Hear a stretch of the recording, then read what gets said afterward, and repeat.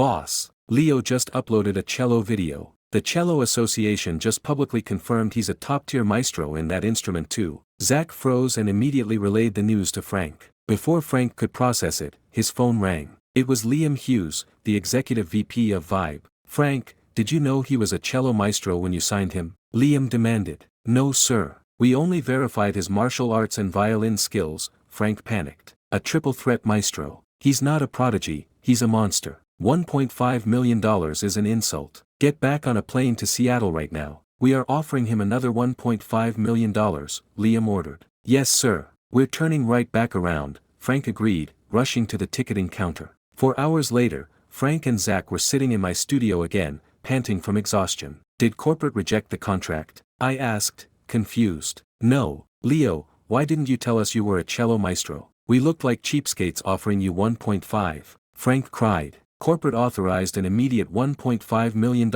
increase to your signing bonus. I blinked. I literally got an extra $1.5 million just because I uploaded a cello cover. We signed the addendum and 30 minutes later, another $825,000 cleared into my bank account after taxes. I stared at my balance. I was officially sitting on over $1.6 million in liquid cash. I should just buy this studio, I realized. The layout was perfect, and the soundproofing was excellent. When I rented it, the landlord joked he'd sell it to me for $1.5 million, which had depressed me at the time since I only had a few $1,000. I called the landlord. Hey, are you still looking to sell the studio? Yeah, if you know a buyer, I'll let it go for $1.48 million. The custom woodwork alone is worth $300,000, the landlord pitched eagerly. Your previous tenant went to federal prison. People think the space is cursed. $1.48 million is way above market rate, I countered sharply. The landlord sighed. If they can close in 3 days, I'll drop it to $1.46 million. Take it or leave it. I'll give you $1.43 million, and I'll sign the deed on Monday. I'm the buyer, I offered smoothly. Deal. I knew you had money, Leo, the landlord laughed, thrilled to offload the property. I smiled. Commercial real estate in this district was a solid investment. After buying the studio and the cello, I'll still have around $100,000 left for groceries. Perfect, I nodded to myself. I drove the X5 back to the penthouse. Chloe wasn't home from the gym yet. Ding dong. I opened the door to find Derek Higgins standing in the hallway, looking murderous. Hey Derek, what's up? I smiled cheerfully. He was the guy who accidentally funded my new BMW, after all. Leo, you're the one pulling the strings, aren't you? You got my guy arrested, and it cost me over $100,000 in legal bribes to stay out of jail, Derek hissed venomously. I know everything about you. Your parents are broke dirt farmers. You have 2 choices: pack your bags, leave my building, and never speak to Chloe again. Or stay, and I will legally, systematically destroy your entire life. My smile vanished. I stepped forward and shot my right hand out, wrapping my fingers around Derek's throat. With a casual flex of my arm, I hoisted his 180-pound body completely off the ground. Derek choked, his face instantly turning a violent shade of purple. He clawed frantically at my wrist, but my arm felt like an immovable steel girder. You threatened my parents, Derek. You have a death wish, I whispered, my voice dripping with icy killing intent. Derek's eyes bulged in pure, unadulterated terror. His legs kicked uselessly in the air. Next time you speak to me, you better mind your manners, I warned, dropping him to the floor just as his vision started fading to black. Hack. Cough. Cough. Derek collapsed onto the carpet, gasping violently for air, feeling like he had just stared into the eyes of a demon. I crouched down and patted his cheek lightly. Pat. Pat. Money is great, Derek. But sometimes, you run into people where money doesn't matter. Do you understand? I smiled pleasantly. Derek was shivering uncontrollably. The sheer, impossible physical strength required to lift a grown man by the neck with one arm shattered his reality. One punch from me would literally cave his skull in. I understand, Leo. I'm sorry. I'll never bother you or Chloe again, Derek stammered, tears pricking his eyes. Good boy, I patted the top of his head. I used a microscopic fraction of internal energy. To Derek, it felt like someone had just slammed a wooden plank onto his skull. I'm leaving. I'm moving out of the building tonight. Derek cried, scrambling to his feet and sprinting for the elevator. He burst into his apartment, rubbing his throbbing head. Derek, what happened? Did you kick him out? Mrs. Higgins asked. Mom, pack my bags. We're moving to the summer house. We cannot mess with Leo. He's a monster, Derek babbled, his eyes wide with lingering terror. Mrs. Higgins turned pale. Derek, what did he do to you? He's untouchable, Mom. Just trust me. Do not interact with him. I'm completely giving up on Chloe. Are you moving out with me or not? Derek pleaded, rubbing his neck. He was too humiliated to admit he was lifted off the ground like a toddler. I'm not moving out of my own penthouse, she frowned. But I won't provoke him. Go to the summer house and lay low. Derek grabbed a duffel bag, still rubbing his skull where I had tapped him. At Roxy's apartment, she and Chloe were lounging on the sofa. Chloe, look at how insane he is. A cello maestro and a violin maestro. Plus, his martial arts are terrifying, Roxy gushed, scrolling through my Vibe profile. Yeah, he's great. You're a total fangirl now. Too bad he wears a mask. He's probably hideous, Chloe teased. I bet he's gorgeous. And even if he isn't, I'd still be his biggest fan, Roxy huffed. Chloe glanced out the window. It's getting late. I should head home. Leo is probably already back. Roxy blinked. You aren't sleeping over. I'm a married woman now, Chloe smiled faintly. Unless there's an emergency, I sleep in my own house. I'm not going to be one of those girls who uses her best friend as an alibi to cheat. She called me, and 10 minutes later, I pulled the X5 up to Roxy's building. Why didn't you sleep over? Does she not have a guest room? I asked as Chloe climbed into the passenger seat. We're married. Married couples sleep at home, she replied simply. I smiled warmly. Her principles were incredibly attractive. Want to go for a walk on the beach? I offered, steering toward Puget Sound. Sure, she agreed. We parked and walked out onto the sand. The ocean breeze was freezing, but refreshing. I offered my hand, and after a brief hesitation, she took it. We walked in comfortable silence. Leo, I talked to my dad today, Chloe broke the silence. My grip tightened slightly. Her billionaire parents were officially my in-laws. Their opinion of me mattered if I wanted to keep this marriage. Did he say anything? I asked. I told him you successfully negotiated Redwood Group down to 15% equity. He told me to give you a $100,000 commission. He already wired the money to my account, she said. I smiled. He's paying me off. He's drawing a line in the sand. Take this money for a job well done, but don't touch my daughter.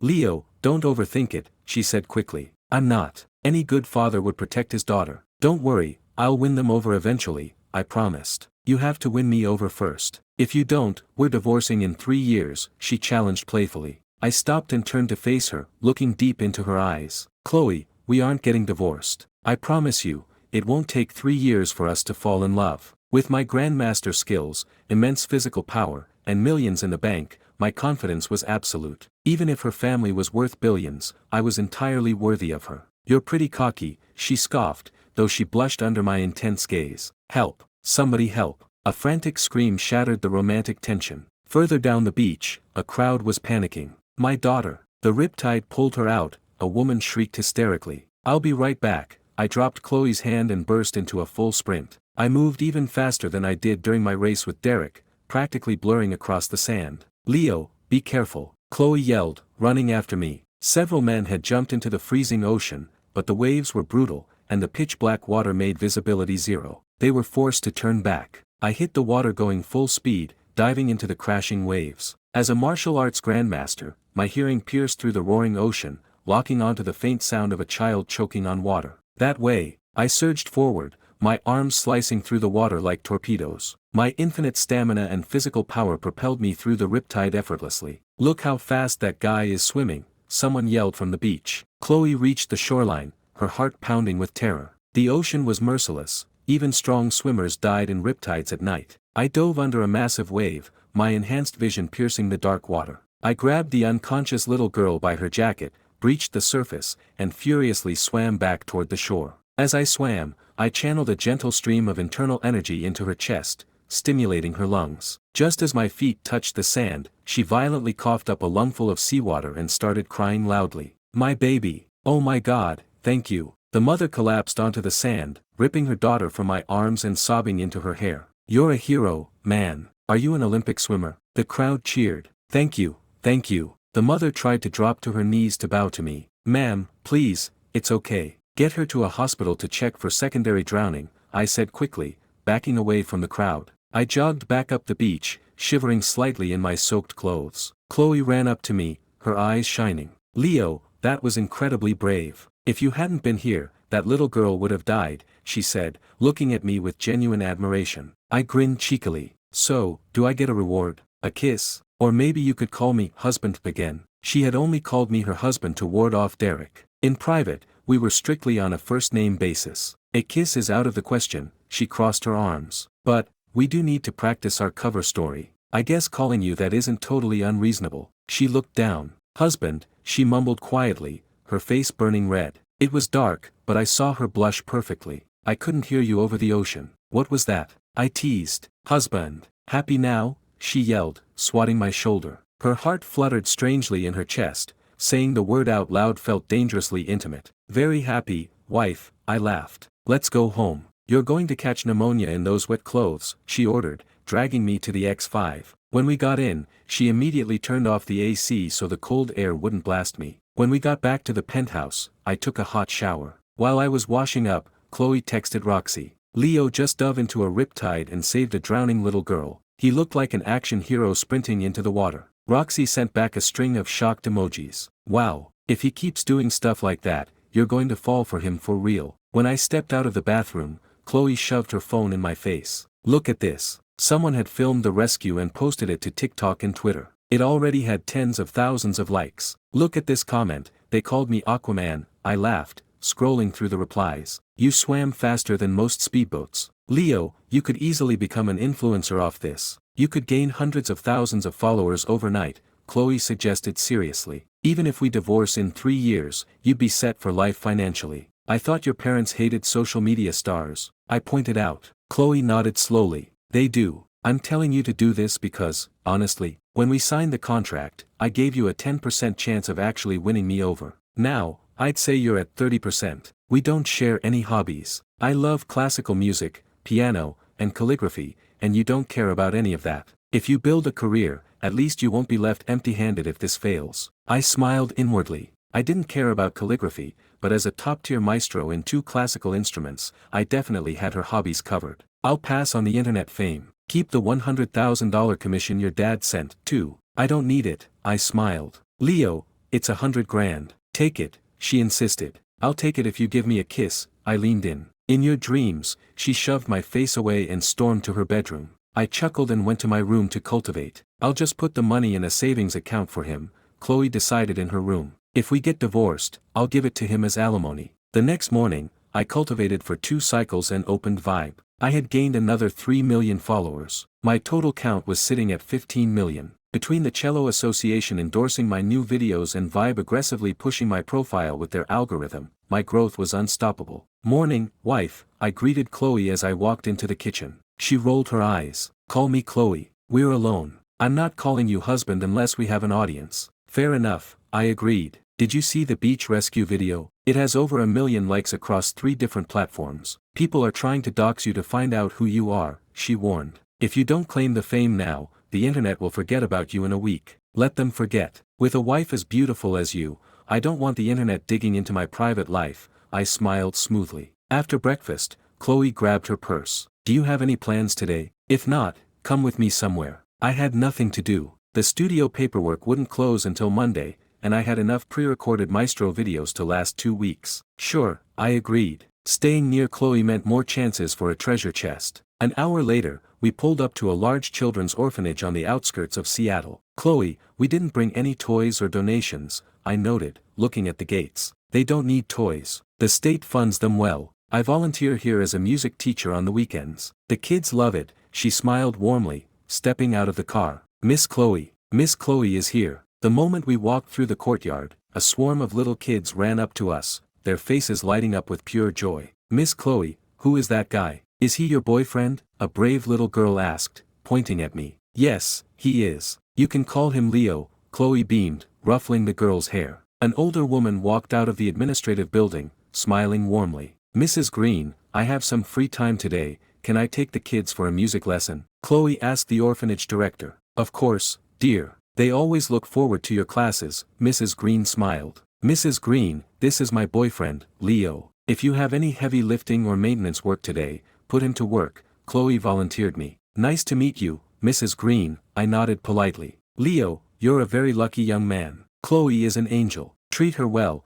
Mrs. Green patted my arm. Chloe blushed. I'm going to take the younger kids first. Leo, feel free to walk around, she said, hurrying off to the classrooms. I watched through the window as Chloe sat at an upright piano, 100 kids sitting cross-legged on the floor around her. Her sweet, melodious voice drifted through the glass as she taught them nursery rhymes. I played classical string instruments, but I respected all forms of music, especially when used to bring joy to kids who had nothing. Mrs. Green walked over to me. Leo, I've seen a lot of volunteers come and go. Most of them just show up for a photo op to post on Instagram. Chloe isn't like that. A year ago, she anonymously donated that piano and 1,000 books for our library. She's been here 30 times since. I nodded, my respect for my wife deepening. She has a big heart, which means it breaks easily. Please, don't hurt her, Mrs. Green pleaded. I promise I won't, I swore seriously. Mrs. Green, I came empty-handed today. Where can I make a cash donation? Save your money, Leo. Chloe has given us plenty. But if you want to help,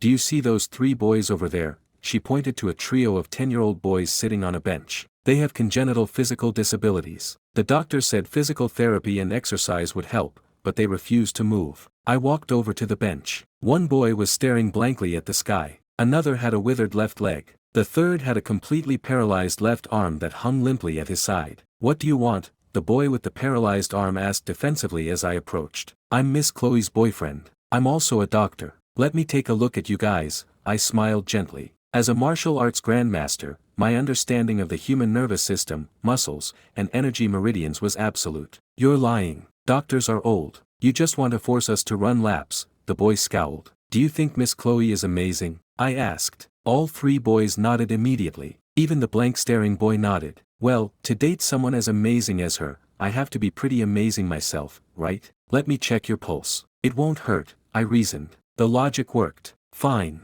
Check my arm, the boy offered his paralyzed limb. I placed my fingers on his wrist, sending a microscopic thread of internal energy up his arm. A few minutes later, I opened my eyes. The boy's arm wasn't organically damaged, the energy meridians and nerve clusters in his shoulder were severely blocked, likely from a birth defect. Western medicine couldn't detect energy blockages, which is why it was deemed incurable. But for me, clearing a blocked meridian was child's play. I just needed to use my internal energy to forcefully flush the blockage. What's your name? I asked. Toby, he mumbled. Toby, I can fix your arm right now with a deep tissue massage, but it's going to hurt. Can you handle it? I asked seriously. Toby's eyes widened. I can handle it. Let's go. I grabbed his shoulder and began injecting pure internal energy directly into the blockage, violently forcing the pathways open. Ugh. Toby grunted, his face contorting in agony as the dormant nerves suddenly flared to life. Hold on, I commanded. Sweat poured down Toby's face, but he gritted his teeth and didn't cry out.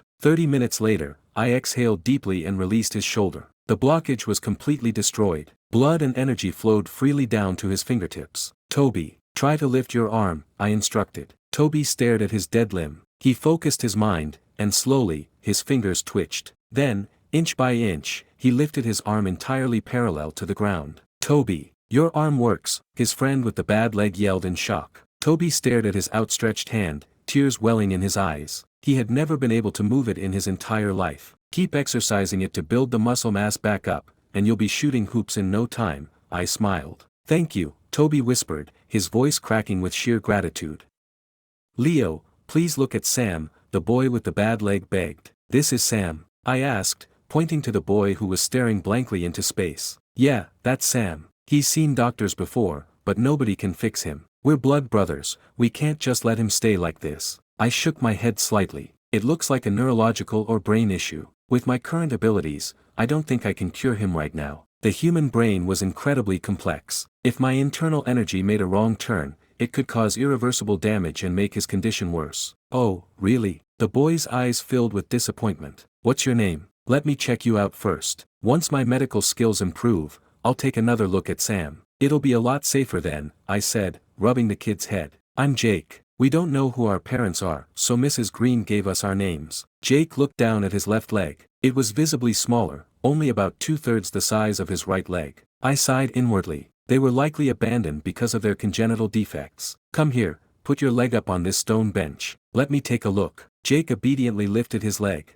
I found the right pressure points and gently sent a thread of internal energy into his limb. 5 minutes later, I understood the problem. Jake's condition was similar to Toby's, but much more severe. At least Toby's arms were the same size. Jake, I can fix this, but it won't be a one-time thing. It might take 3 or 4 sessions. After I massage your leg, you need to start moving it as much as possible, I smiled. Jake nodded eagerly, his eyes wide with joy. I promise, Leo, I'll do whatever you say. Alright, the massage is going to hurt, probably more than Toby's did. Can you handle it? Jake gritted his teeth. I can take it. Toby and I need to get strong so we can take care of Sam. I chuckled. These kids really took their brotherhood seriously. Let's begin. I started massaging his pressure points while using my internal energy to clear his severely blocked nerve pathways. If his condition had worsened, amputation would have been the only Western medical option. Over in the classroom, Chloe stood up with a smile. Alright kids, that's it for today's lesson. Thank you, Miss Chloe. The 100+ kids chimed in unison. Chloe walked out and quickly spotted us. She looked confused and started walking over. Miss Chloe, you can't disturb Leo right now. He's treating Jake, Toby said, walking up to her. Toby, Leo isn't treating him. He's probably just giving him a massage to help with the soreness, Chloe corrected gently. No, Miss Chloe, he's really a doctor. Look, Toby raised his left arm high into the air. Chloe stared at him in shock. She knew Toby's file perfectly. His left arm had been paralyzed since birth. She had even personally paid to fly him out to specialists in New York, and the top neurosurgeons there couldn't do a thing. They said everything looked normal on the scans. Toby, how? Chloe asked, stunned. Toby looked back at me. Leo fixed it. And he said he can fix Jake's leg too. Chloe stared at me in pure disbelief. Jake had been to several major hospitals as well. His leg was so bad that a top orthopedic surgeon had recommended amputation. I let out a long breath and stopped the treatment. My internal energy reserves were fine, but Jake's body couldn't handle any more flushing for one day. Leo, what is going on? Chloe asked as she walked up. I smiled. I know some holistic acupressure techniques. Turns out, it was exactly what Toby and Jake needed. Chloe gave me a deadpan look. There was no way she believed that excuse. But Toby's arm was literally moving, and all I had done was massage him. Jake, try walking. Does your leg feel any different? I asked. Jake grabbed his crutches and took a few steps. His eyes lit up. I can feel it. I can actually feel my leg. Keep exercising. We'll come back next week. After 3 or 4 more sessions, you won't need those crutches anymore, I told him. Thank you, Leo. Thank you. Jake bowed repeatedly, leaning on his crutches. Leo, what about Sam? Chloe asked. I sighed. It's a brain issue. My parlor tricks aren't good enough for that yet. I didn't even dare to probe Sam's head, let alone treat him. These aren't parlor tricks, Leo. They've seen dozens of specialists who gave up, Chloe said, remembering how I had accurately diagnosed her abdominal pain just from checking her pulse. He really was a doctor. Suddenly, a glowing silver treasure chest materialized above Chloe's head. A silver chest. I hadn't seen one of these since my very first day with her. This trip to the orphanage was already paying out massive dividends. I casually stretched my arms, letting my hand brush right through the space above her head. The chest vanished. Ding! Silver treasure chest opened. Congratulations, host. You have obtained Grandmaster-level Ancient Medical Skills. A torrential flood of medical knowledge slammed into my brain. I furrowed my brow, overwhelmed. My mind could handle it, but the sheer volume of data made me dizzy. Leo, are you okay? Chloe noticed my expression falter. I sat down on the bench. My legs fell asleep from squatting. I just need a minute. By the way, your singing is beautiful. Chloe blushed. I'm not a professional. As long as the kids like it, that's what matters. Are you sure you're okay? I need to go teach the older kids now. I'm perfectly fine, I waved her off. Chloe headed back to the classrooms, and the 3 boys followed her. Over the next 15 minutes, I fully absorbed the Grandmaster Ancient Medical Skills. It wasn't just basic medicine. It included acupuncture, herbal pharmacology, holistic energy healing, and even ancient, nearly forgotten shamanic techniques. Incredible. The wisdom of the ancients is no joke, I murmured. This skill was vastly more complex than the cello mastery. It was a silver tier drop, putting it on par with my Grandmaster Martial Arts. Leo. Mrs. Green hurried over, her face flushed with excitement. Mrs. Green. I stood up. Leo, I just heard. You cured Toby, and you can cure Jake too, she asked, her voice trembling. I nodded. I know a bit of ancient holistic medicine. Before, saying I was a doctor felt like a bluff since I was relying entirely on brute-forcing my internal energy. Now, I was fully backed by Grandmaster-level medical knowledge. Leo, thank you. Thank you so much, Mrs. Green said, her eyes welling with tears. Mrs. Green, it was just something small I could do to help. It might be small to you,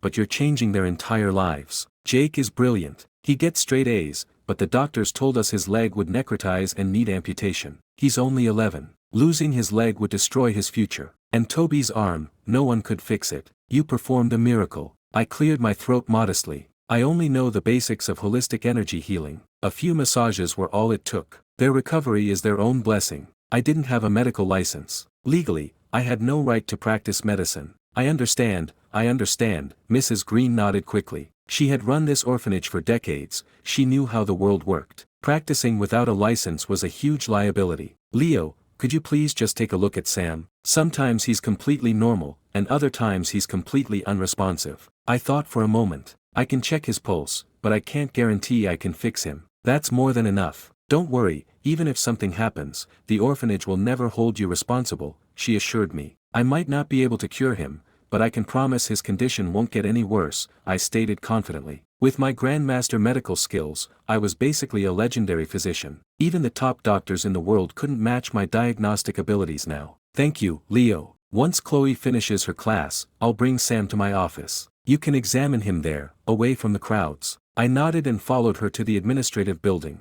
Her office was modest and cleanly kept. She poured me a cup of tea. Leo, I have to confess, when I first saw you, I thought you weren't good enough for Chloe. I see now that my eyes are getting old. It's a perfectly normal reaction, Mrs. Green, I smiled. Is there something else you wanted to ask? She looked embarrassed. We have over 300 kids in our system. A few dozen of them have medical issues. Could you possibly look at them too? Are there really that many kids here? I asked, looking out the window. I only saw maybe 200 today. The rest are either at the hospital, working part-time jobs if they're older, or staying with foster families for the weekend. Out of the 300, about 40 have severe medical issues. Most of them are being handled by hospitals, but there are a few that the doctors have given up on. I didn't bring any of my equipment today, I said after a brief pause. But Chloe and I will be back next week. I'll help whoever I can. Thank you, Leo. You and Chloe both have hearts of gold, she said gratefully. Half an hour later, Chloe finished her classes.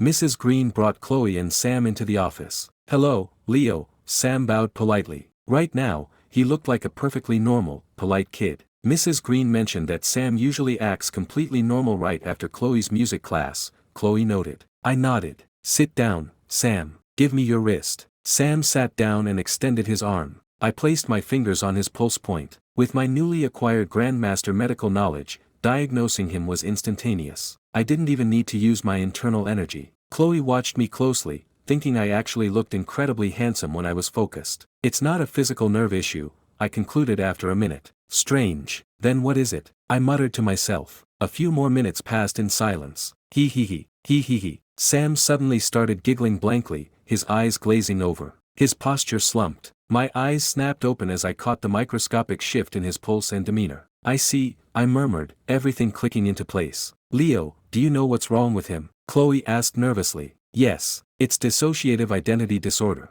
A split personality. The problem is, his secondary personality is severely underdeveloped, which is why he acts infantile when it takes over. Can you cure it? Chloe asked, holding her breath. I smiled. It's actually quite easy. If it was physical brain damage, it would be difficult. But psychological trauma, I can handle that. I just need to use hypnotherapy to suppress the damaged personality until it naturally merges with his primary consciousness. Chloe, let me borrow your necklace. Chloe unclasped her necklace. It wasn't anything flashy, just a simple pendant worth a few $1,000s. Sam, look at this, I said, swaying the pendant gently in front of his eyes. I subtly channeled a trace of internal energy into the metal, making it catch the light in a hypnotic rhythm. Chloe and Mrs. Green couldn't see the faint glow. It was an ancient holistic shamanic technique designed to bypass the conscious mind. Within 30 seconds, Sam was deeply hypnotized. Sam, this version of you is very, very tired. You just want to rest. It feels so good to sleep.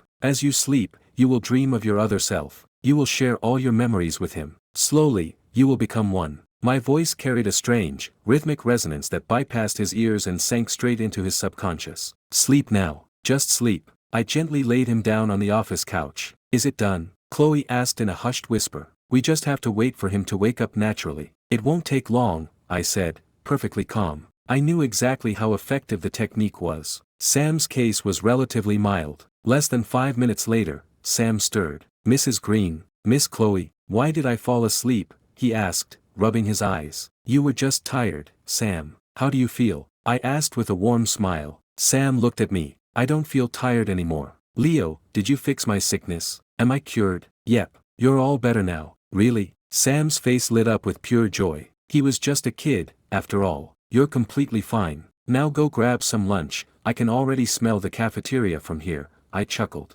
Thank you, Leo. By Mrs. Green, by Miss Chloe. Sam sprinted out of the office, full of energy. Mrs. Green grabbed her chest, overwhelmed with emotion. Leo, is he really cured? As long as he doesn't suffer any severe emotional trauma in the next 6 months, the secondary personality will completely dissolve, I assured her. Thank God. Leo, I don't even have the words to thank you. You gave 3 boys their futures back today. Just scold Chloe for me if she ever tries to bully me, I joked. Mrs. Green laughed. I could never do that. You two are both so kind-hearted. I know you'll have a wonderful life together. Would you like to eat in the cafeteria, or are you two heading out for a romantic lunch? We'll head out, Mrs. Green. We'll be back next week, Chloe smiled. She had a lot of questions she wanted to ask me in private. We said our goodbyes and got back into the X5. Chloe stared at me from the passenger seat the entire time I was backing out of the lot. Chloe, what are you looking at? We have decades ahead of us, you'll have plenty of time to stare, I laughed. She blushed, a fleeting thought crossing her mind. Spending decades with him actually didn't sound terrible. Leo, your medical skills aren't just basics, are they? She asked. Are you taking some secret, ancient herbal supplements? Is that why you're physically stronger and faster than professional athletes? I mentally applauded her logic. In ancient times, martial arts and medicine were inseparable. It made perfect sense that a master physician would know how to optimize his own physical limits. That would also explain my ridiculous alcohol tolerance and fast reflexes. Chloe, did you only notice my muscles? Did you not realize my IQ is vastly superior to yours as well? I teased. Chloe rolled her eyes. I definitely noticed your ego is thicker than a brick wall. Despite her sarcasm, she figured my driving skills and quick reflexes were likely tied to my enhanced physical and mental state. So you admit you're a master doctor, she pressed. If I told you I only knew a little bit of massage therapy, you wouldn't believe me anyway, I shrugged. Of course not. Half a dozen famous specialists couldn't figure out Toby's arm, and you fixed it in 30 minutes. She was absolutely convinced I was a hidden medical prodigy. I just smiled and kept driving. Leo, what's wrong with me, then? What did you feel in my pulse the other night? I only know your dantian is radiating cold energy. I still don't know the exact root cause, but your condition is infinitely more complex than Toby's. Chloe looked out the window, her ears turning pink. Then when we get home, you can examine my stomach. That's where the dantian is, right? Let's grab food first, I deflected gently to save her from her own embarrassment. There's a really good traditional restaurant a few blocks from here. Take the next right, she directed. The restaurant was beautifully decorated in a classic, elegant style. As we walked in, I noticed a small stage in the center of the dining room featuring a gorgeous mahogany cello. Let's grab that table. We can listen to the live music while we eat, Chloe pointed to an open booth. Perfect. We sat down. The ambience was peaceful. Dinner is on me today. Consider it a thank you for helping Toby and the boys, Chloe smiled, pulling up the digital menu on her phone. I thought I was paying for our living expenses, I reminded her. This place is expensive. Keep your money.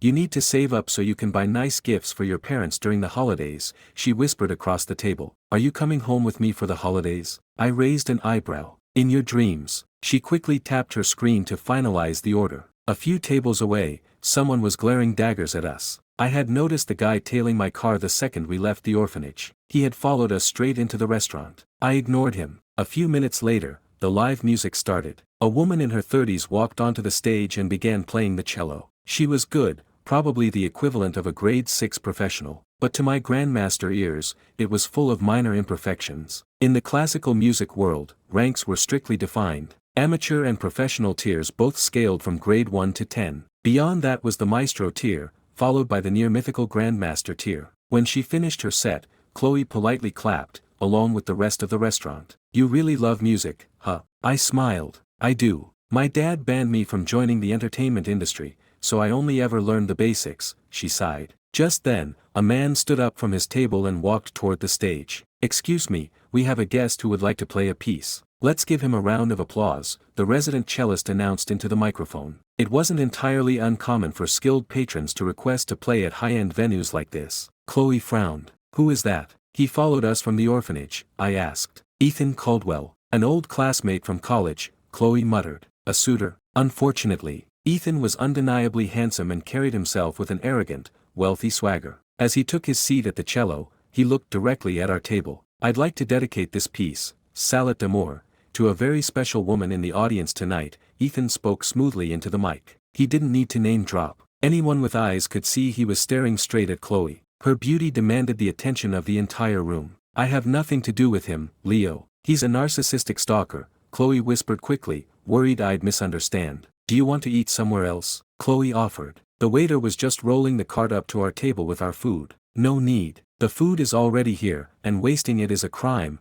I smiled calmly. If Ethan wanted to show off on a piano, maybe he could have impressed a few people. But a cello? He was barking up the absolute wrong tree. I was a cello grandmaster. There was exactly one other cello grandmaster alive in the entire country, and even if they were sitting in this room, I was fully confident I could outplay them. I was at the absolute peak of the tier. Ethan drew the bow across the strings, and the romantic, sweeping notes of Salad d'Amour filled the restaurant. The resident cellist watched him in awe. Ethan was incredibly talented. He's decent, I assessed internally. He played at roughly a grade 7 professional level, which was slightly better than the woman he replaced. Leo, you might not know classical music, but you crush Ethan in running, swimming, and medicine. Here, try this, it's amazing, Chloe said, actively ignoring the music and placing a piece of glazed duck onto my plate. At the surrounding tables, people whispered to each other. That guy playing is handsome and rich, but the girl is serving food to the guy in the cheap suit. Guess money really does buy love, someone muttered. They automatically assumed I was some obscenely wealthy heir dressed down for fun,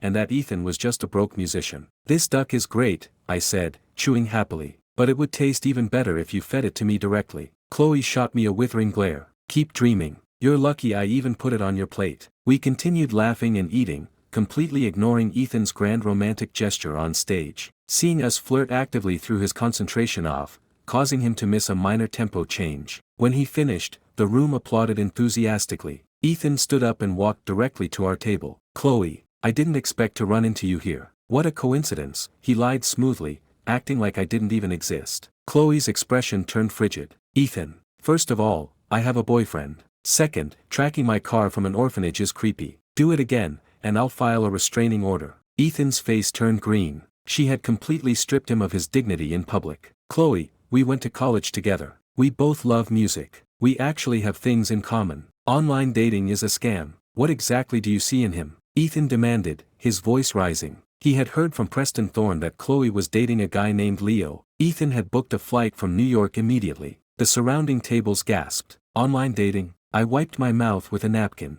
Ethan, don't insult me like that. I have plenty of redeeming qualities. Pfft. A guy at the next table choked on his water. Sorry, just remembered a funny joke, he coughed, though his eyes darted toward my lap. Clearly, his mind was in the gutter regarding my qualities. Chloe, don't let him con you. He's a loser. He's just trying to scam you out of your family's money, Ethan sneered. I frowned. Ethan, that's incredibly rude. For the record, Chloe was the one who pursued me. Chloe kicked me under the table. Ethan looked like he had been stabbed in the chest. He had chased Chloe for years and got nothing but cold rejection. And she pursued this guy. What could you possibly talk about with him? You're a Stanford graduate, he went to a community college. You're a Master of the Arts, and I bet he doesn't even know how to hold a bow. Ethan yelled. Chloe, hold my drink. Let me play a song. I stood up and walked toward the stage. Because the cello skills came from the system, I hadn't planned on using them to bully an amateur. It felt a bit unfair, but Ethan had pushed too far. Since the system gave me the power, it was mine to use. Leo, wait, Chloe was stunned. Leo played the cello. Her background check said he had zero musical background. Learning an orchestral string instrument took decades of brutal practice. Excuse me, may I play a piece? I asked the resident cellist. Of course, sir. But, if it disrupts the dining experience, I'll have to ask you to stop, she warned cautiously. If he screeched on the strings, the customers would demand refunds. Understood. I sat down, adjusted the end pin, and took the bow. I began playing the exact same piece, Salad d'Amour. Instantly, the atmosphere in the room shifted. The contrast was undeniable. I didn't play at my terrifying Grandmaster level, capping my skill at exactly a grade 10 professional level. Even suppressed, the emotional depth, the vibrato, and the flawless phrasing eclipsed Ethan's performance completely. The difference between grade 7 and grade 10 was something even a tone-deaf person could hear. He's incredible, the resident cellist gasped. She had practiced for 20 years to reach grade 6. Ethan was younger and better, which shocked her. But Leo was even younger, and he was playing at a level that bordered on the maestro tier. Impossible, Ethan whispered, his face draining of blood. He had hired elite tutors for years to reach grade 7. He knew exactly what grade 10 sounded like. Chloe sat frozen in her booth, staring at me in absolute awe. I had shattered her expectations once again. She thought I was musically illiterate, yet I had just publicly humiliated a classically trained snob at his own game. When the final note faded out, the entire restaurant erupted in a standing ovation. The applause was deafening, far louder than the polite clapping Ethan had received. "Thank you," I smiled, returning the bow to the stand. I walked back to the booth. Ethan was gone. He had literally sprinted out of the restaurant in pure humiliation before the applause even finished. "Leo, why didn't you tell me you were a cello prodigy?" Chloe asked, her eyes shining with excitement. "You never asked," I grinned, sliding into the booth. "Plus, surprising you like this is way more fun. So, what are my chances of winning you over now?" Chloe's face turned beet red. Yesterday, she gave me a 30% chance, but today, I cured 3 disabled children with ancient medicine, and proved I shared her deepest passion for classical arts. "I'm not telling you. You still have a long way to go," she scoffed playfully, turning away to hide her smile. Staring at me, Chloe suddenly thought of the masked maestro who was currently breaking the internet. The maestro plays classical strings. Leo plays classical strings. Could Leo be the masked maestro? She wondered. She immediately dismissed the thought. It was impossible. Leo was amazing at the cello, but he was way too young to be a maestro. And the masked maestro was a violinist and a cellist. "Leo, do you watch the masked maestro on Vibe?" she asked casually. I smiled. Of course. I scroll Vibe all the time. The guy has over 15 million followers now. I couldn't exactly pretend I didn't know who he was. After dropping a grade 10 cello performance, feigning ignorance of the biggest classical music trend in the country would be suspicious. He's at 16 million now. Roxy is totally obsessed with him. She says his martial arts are even better than his music. Chloe laughed. I put down my fork and looked at her with total seriousness. "Chloe, I can't hide it anymore. I confess. I am the masked maestro. Let's go plan the wedding and have a baby." Having a baby was secondary, but practicing for one sounded great. Chloe rolled her eyes. Roxy said to achieve that level of internal force in martial arts, a person has to cultivate for decades. The maestro is probably pushing 40. What if I fell off a cliff and an ancient monk transferred 60 years of his chi into my body? I joked. "Go to sleep early tonight, you can dream all about it," she giggled. The more I joked about it, the less she believed I was actually the maestro. A 23-year-old mastering both the violin and cello to the absolute peak of human capability while also possessing superhuman martial arts. It was statistically impossible. "So, what did you really think of my performance?" I asked. Chloe recalled the image of me elegantly drawing the bow across the strings. "It was, okay. Much better than Ethan's, anyway. He looked like he wanted to cry. He left without even paying his tab. But he probably won't give up easily," she frowned. Her beauty was a curse sometimes. Since middle school, she had been swarmed by relentless suitors. The fact that the Sterling family was worth tens of billions only made them more aggressive. "Don't panic. Guys like him, I could fight 8 of them at the same time blindfolded," I laughed. "Damn it." Ethan slammed his fist against his steering wheel as he sped away from the restaurant. He was furious. He prided himself on his musical talent, only to be completely humiliated by the guy he had just called a talentless loser. He dialed Preston Thorne. They ran in the same elite circles. Preston bought his way into a degree and was relatively uncultured, while Ethan actually earned his way into a top university and had artistic talent. But both their families were in the hundreds of millions net worth bracket. "Preston, what the hell kind of background check did you run?" Ethan yelled into the phone. "You said Leo was an uneducated hick. I just played the cello for Chloe, and he got up and outplayed me. He's at least a grade 10 professional." "What?" Preston was stunned. "He plays the cello? That's impossible. He never touched an instrument in his life. I paid top dollar for that private investigator." "Your investigator is garbage. Next time, spend real money." Ethan spat. Being publicly humiliated stung his massive ego. Preston's voice went cold. "Ethan, I warned you about Leo as a courtesy because I didn't want Chloe getting scammed. Don't act like a brat. We're competing for the same girl. I don't owe you anything." Ethan was silenced. "Sorry, I'm just pissed off. Let's grab a drink tonight and figure this out," Ethan sighed, calming himself down. "Fine. Should we call Greg Larson too?" "Greg? Sure." Ethan knew Greg had bought a $10 million stake in Chloe's startup just to get close to her. Ethan wasn't worried about Greg. Chloe strictly separated business from her personal life. She would never date an investor from her own company. "Did Ethan follow us?" I asked as we got back into the X5. "No, he's gone." Chloe checked the rearview mirror. "Want to go to the amusement park? The sun is setting, the lights will look cool," I suggested. Chloe's eyes lit up. Yes, despite her immense wealth, she rarely went to amusement parks. Her parents were always working, and as the sole heir to a multi-billion-dollar empire, they viewed roller coasters as an unnecessary physical risk. Half an hour later, we walked into the massive downtown theme park. "Are you scared?" I asked as we strapped into the front row of the hypercoaster. "Not at all," she boasted. In reality, she had never been on one in her life. The coaster clicked as it slowly climbed the massive vertical drop. Chloe's face went pale. I slid my hand over and grabbed hers. She gripped my fingers like a vice. "Ah!" she screamed as we plummeted down the 200-foot drop. She squeezed my hand the entire ride. I sat there perfectly calm. The coaster maxed out at maybe 60 miles per hour. With my Grandmaster agility, I could literally run that fast on foot. "You really weren't scared at all?" Chloe asked, her legs shaking as we exited the ride. "It was alright," I said, slightly disappointed. Chloe's adrenaline was spiking, but the system didn't drop a treasure chest. Apparently, artificial fear didn't trigger the spawn conditions. "What's next?" I smiled. "Everything. I've never done any of this." We rode the pirate ship, the drop tower, the pendulum swing. I held her hand on almost every ride. Unfortunately, the system remained completely silent. Either fear didn't work, or the system had a strict cooldown limit on how many chests I could farm in a single day. "Greg, good to finally meet you in person," Ethan greeted as Greg Larson walked into the VIP lounge of an upscale bar. "Ethan." "Preston," Greg nodded, taking a seat. He sounded slightly hostile. Ethan was a strong rival for Chloe's affection. Preston cleared his throat. "Greg, I assume you know this, but Chloe has a boyfriend now. His name is Leo Vance." Greg frowned.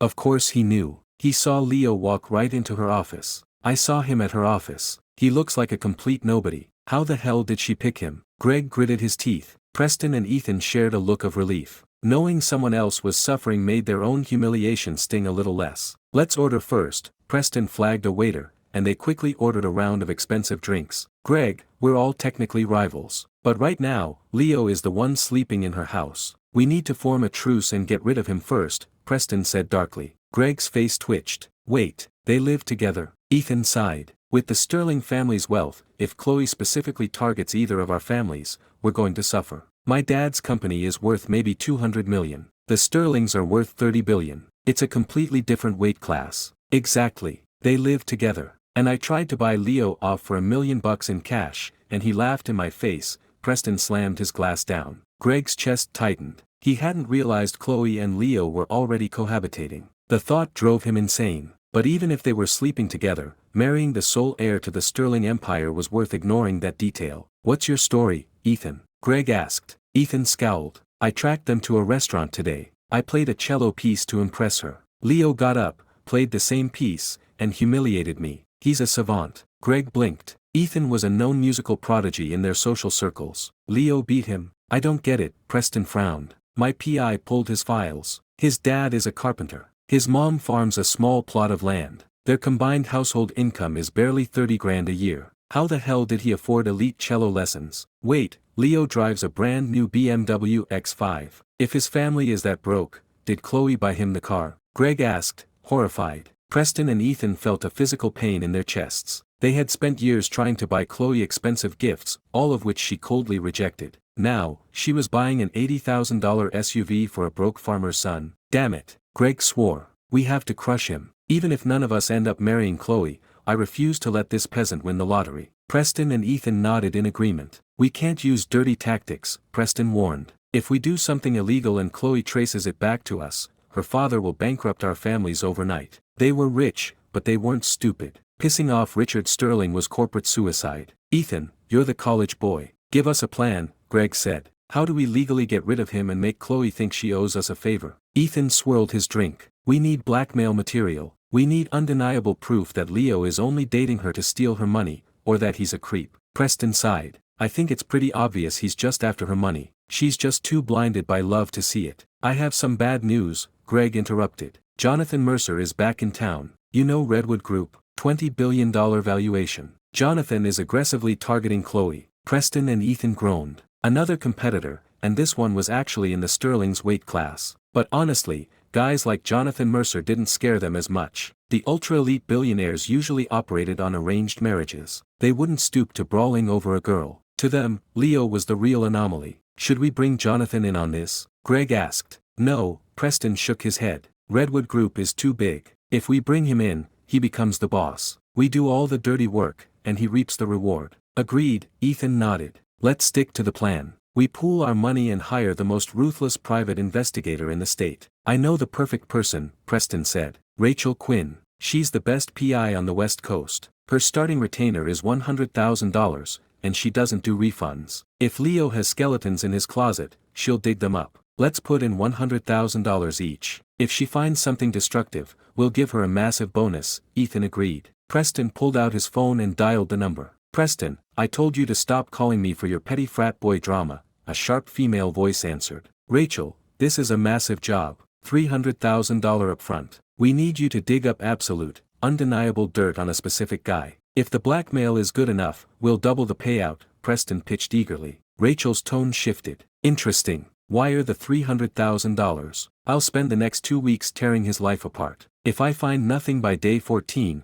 I keep the money, and the contract ends. Preston wired the funds immediately. Rachel Quinn is a shark, Greg smirked. She's ruined politicians before. Leo is toast. Rachel received the encrypted file containing Leo's photo, name, and basic background, along with a dossier on Chloe Sterling. Wait a minute. Rachel zoomed in on Leo's photo. He looks familiar. She had a photographic memory. She quickly opened Twitter and searched the trending tags. She pulled up the viral video of a man sprinting into the pitch-black ocean to save a drowning girl. The lighting was terrible, but examining the jawline and posture, she confirmed it. Leo Vance is the Aquaman guy, she muttered. He went incredibly viral, but he refused to step forward to claim the clout. And he's dating the Sterling heiress. Could the drowning have been staged to play the hero in front of the heiress, she theorized. She knew exactly who the Sterlings were. Faking a rescue to secure a multi-billion-dollar inheritance was a highly plausible motive for a broke con artist. She read the comments on the video. Someone claiming to be a former classmate had commented that Leo wasn't an athlete and couldn't swim that fast. Yet, the video clearly showed him moving like an Olympic sprinter. Plus, her clients claimed he was a master cellist. The internet thinks he's average,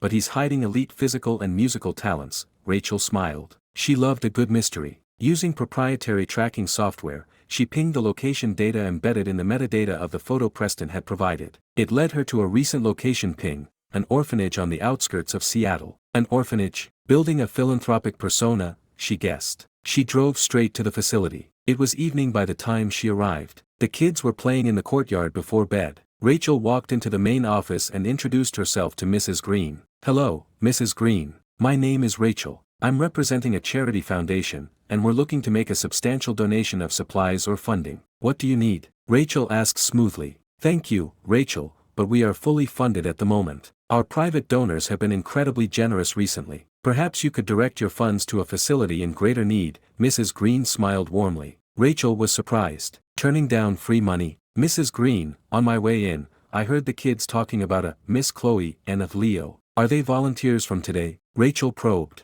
Leo just came for the first time today, but Chloe has been volunteering here for a year. The kids adore her, Mrs. Green answered happily. Leo must be great with kids if they already like him on his first day. Rachel fished for details. It's not just that. Leo is a brilliant doctor. Today, he permanently cured 2 of our boys who had congenital physical disabilities, and he brought a 3rd boy out of a severe psychological coma, Mrs. Green beamed. Rachel's brain short-circuited. Doctor, could you tell me more? Honestly, I'm a freelance journalist. I'd love to write a piece on him, Rachel lied seamlessly. Mrs. Green happily gave her a 5-minute rundown of how Leo had massaged life back into paralyzed limbs and hypnotized a boy out of a split personality state. Rachel walked back to her car, her mind reeling. He saved a drowning girl in a riptide last night. Today, he cured 3 permanently disabled orphans, she muttered. Faking a beach rescue was one thing. Faking the medical history of 3 state ward orphans was physically impossible. The hospital records would instantly disprove any hoax. He's the real deal, Rachel sighed, shaking her head. And unfortunately for my bank account, I have a conscience. She couldn't bring herself to destroy the life of a man who was actively curing disabled orphans. Well, there goes my $300,000 payday,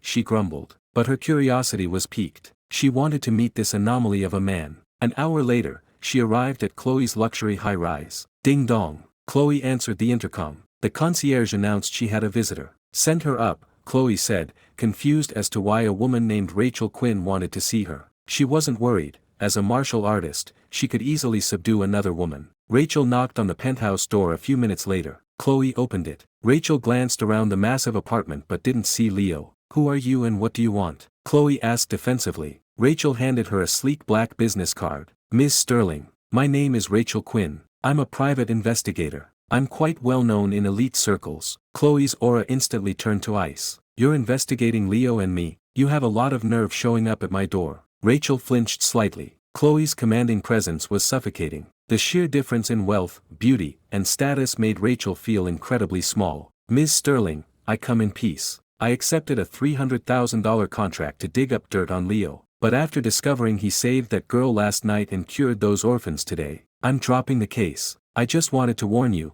Rachel explained quickly. Chloe's icy demeanor softened. "So you came here to sell out your client and curry favor with me?" Just then, I walked out of my bedroom, toweling off my hair from a shower. With my enhanced hearing, I had listened to the entire conversation. "What's going on, Chloe?" I asked, walking over. Chloe quickly summarized what Rachel had said. I smiled at the investigator. "Rachel, dropping a $300,000 contract is a pretty noble thing to do. It's a shame to leave that much money on the table." "I don't need the money," Rachel said proudly. I shook my head. "Actually, you do." Desperately. Rachel frowned. "Excuse me, you should go to an oncologist immediately. Ask for a full biopsy of your lungs," I said flatly. Chloe gasped. "Leo, does she have a disease?" Rachel looked perfectly healthy. I nodded. "Most likely, the sooner she checks, the better." Rachel froze, her blood turning to ice. "Mr. Vance, if I don't provide dirt on you, do I have to refund the $300,000? Rachel asked, her voice slightly shaken. "I don't issue refunds, but my clients will expect results," she added defensively. "Your clients?" I raised an eyebrow. "Plural. I'm sorry, I can't breach confidentiality. I can't tell you who hired me," she said firmly. "Thank you for the medical advice, Mr. Vance. You have a 2-week deadline on the contract, right?" I asked. Rachel nodded. "Yes. After 14 days, I report my findings, or lack thereof." I smiled. "Keep the $300,000. Just string them along for the 2 weeks. Tell them you're digging deep. After 14 days, tell them I'm completely clean." Rachel nodded slowly. "Understood. Have a good evening, Miss Sterling, Mr. Vance." She hurried out the door. "Leo, does she really have a fatal disease?" Chloe asked, stunned. "Yeah. Early-stage lung cancer. Traditional holistic medicine involves observation and listening. Based on the subtle rasp in her breathing and the microscopic discoloration in her skin tone, it's highly probable. If she starts chemo now, she'll survive," I explained calmly. "She gave up $300,000 because of her morals." "That means whoever hired her is ruthless," Chloe frowned. "It has to be Ethan Caldwell. I can call my dad right now and have him crush Ethan's family for doing this." "Don't call your dad," I shook my head. "We just got married. If you go crying to your dad over some frat boys, he's going to think I'm weak and incapable of protecting you." My eyes darkened slightly. I wasn't going to let Ethan and his friends get away with this, but I would handle it my own way. "Fine. But I'm not letting them off the hook later." Chloe crossed her arms stubbornly. "Do you want me to carry you to the couch so we can watch a movie?" "If not, I'm going to my room to sleep," I teased. "Get in your room," she swatted at me, her cheeks flushing. The next morning, I met the landlord at the commercial real estate office to finalize the purchase of the studio. The final price was $1.43 million, plus a few thousand in closing costs and taxes. My bank account, which had been bursting at the seams just yesterday, was instantly drained down to a modest $50,000. "Congratulations, Leo. Seattle is a great city for young entrepreneurs. I'm taking this cash and retiring to Florida," the old landlord laughed, handing me the keys. "Thanks, Arthur. Have a good retirement," I smiled. We parted ways. I unlocked the door to my new studio. The beautiful, acoustic-treated wood paneling and vintage aesthetic felt entirely different now that I owned the deed. In Seattle, owning prime commercial real estate meant I'd never go hungry, even if the system magically vanished tomorrow. Ring, ring. My phone buzzed. It was an unknown number. "Hello, Mr. Vance, it's Rachel Quinn. The biopsy results just came back. It's early-stage lung cancer. The doctors said because we caught it so early, surgery will completely cure me." "Thank you." Her voice trembled with profound gratitude. "You tried to warn us, so I warned you. Keep that $300,000, Rachel." "Medical bills aren't cheap," I replied. "Mr. Vance, the man who paid me is named Preston Thorne," she blurted out before hanging up. "Preston Thorne," I muttered. That made sense. Ethan had just run into me. He probably called Preston to complain, and Preston rallied the troops. 2 weeks, I calculated. Rachel would stall them for 14 days. In that time, I could easily farm a few more treasure chests from Chloe. Once my arsenal was fully loaded, I'd strike back. As a grandmaster, physical violence was beneath me for petty grudges. If they wanted to play games with their wealth, I would obliterate their bank accounts. Bleeding a rich kid dry hurt them far more than a broken nose. I opened the Vibe app.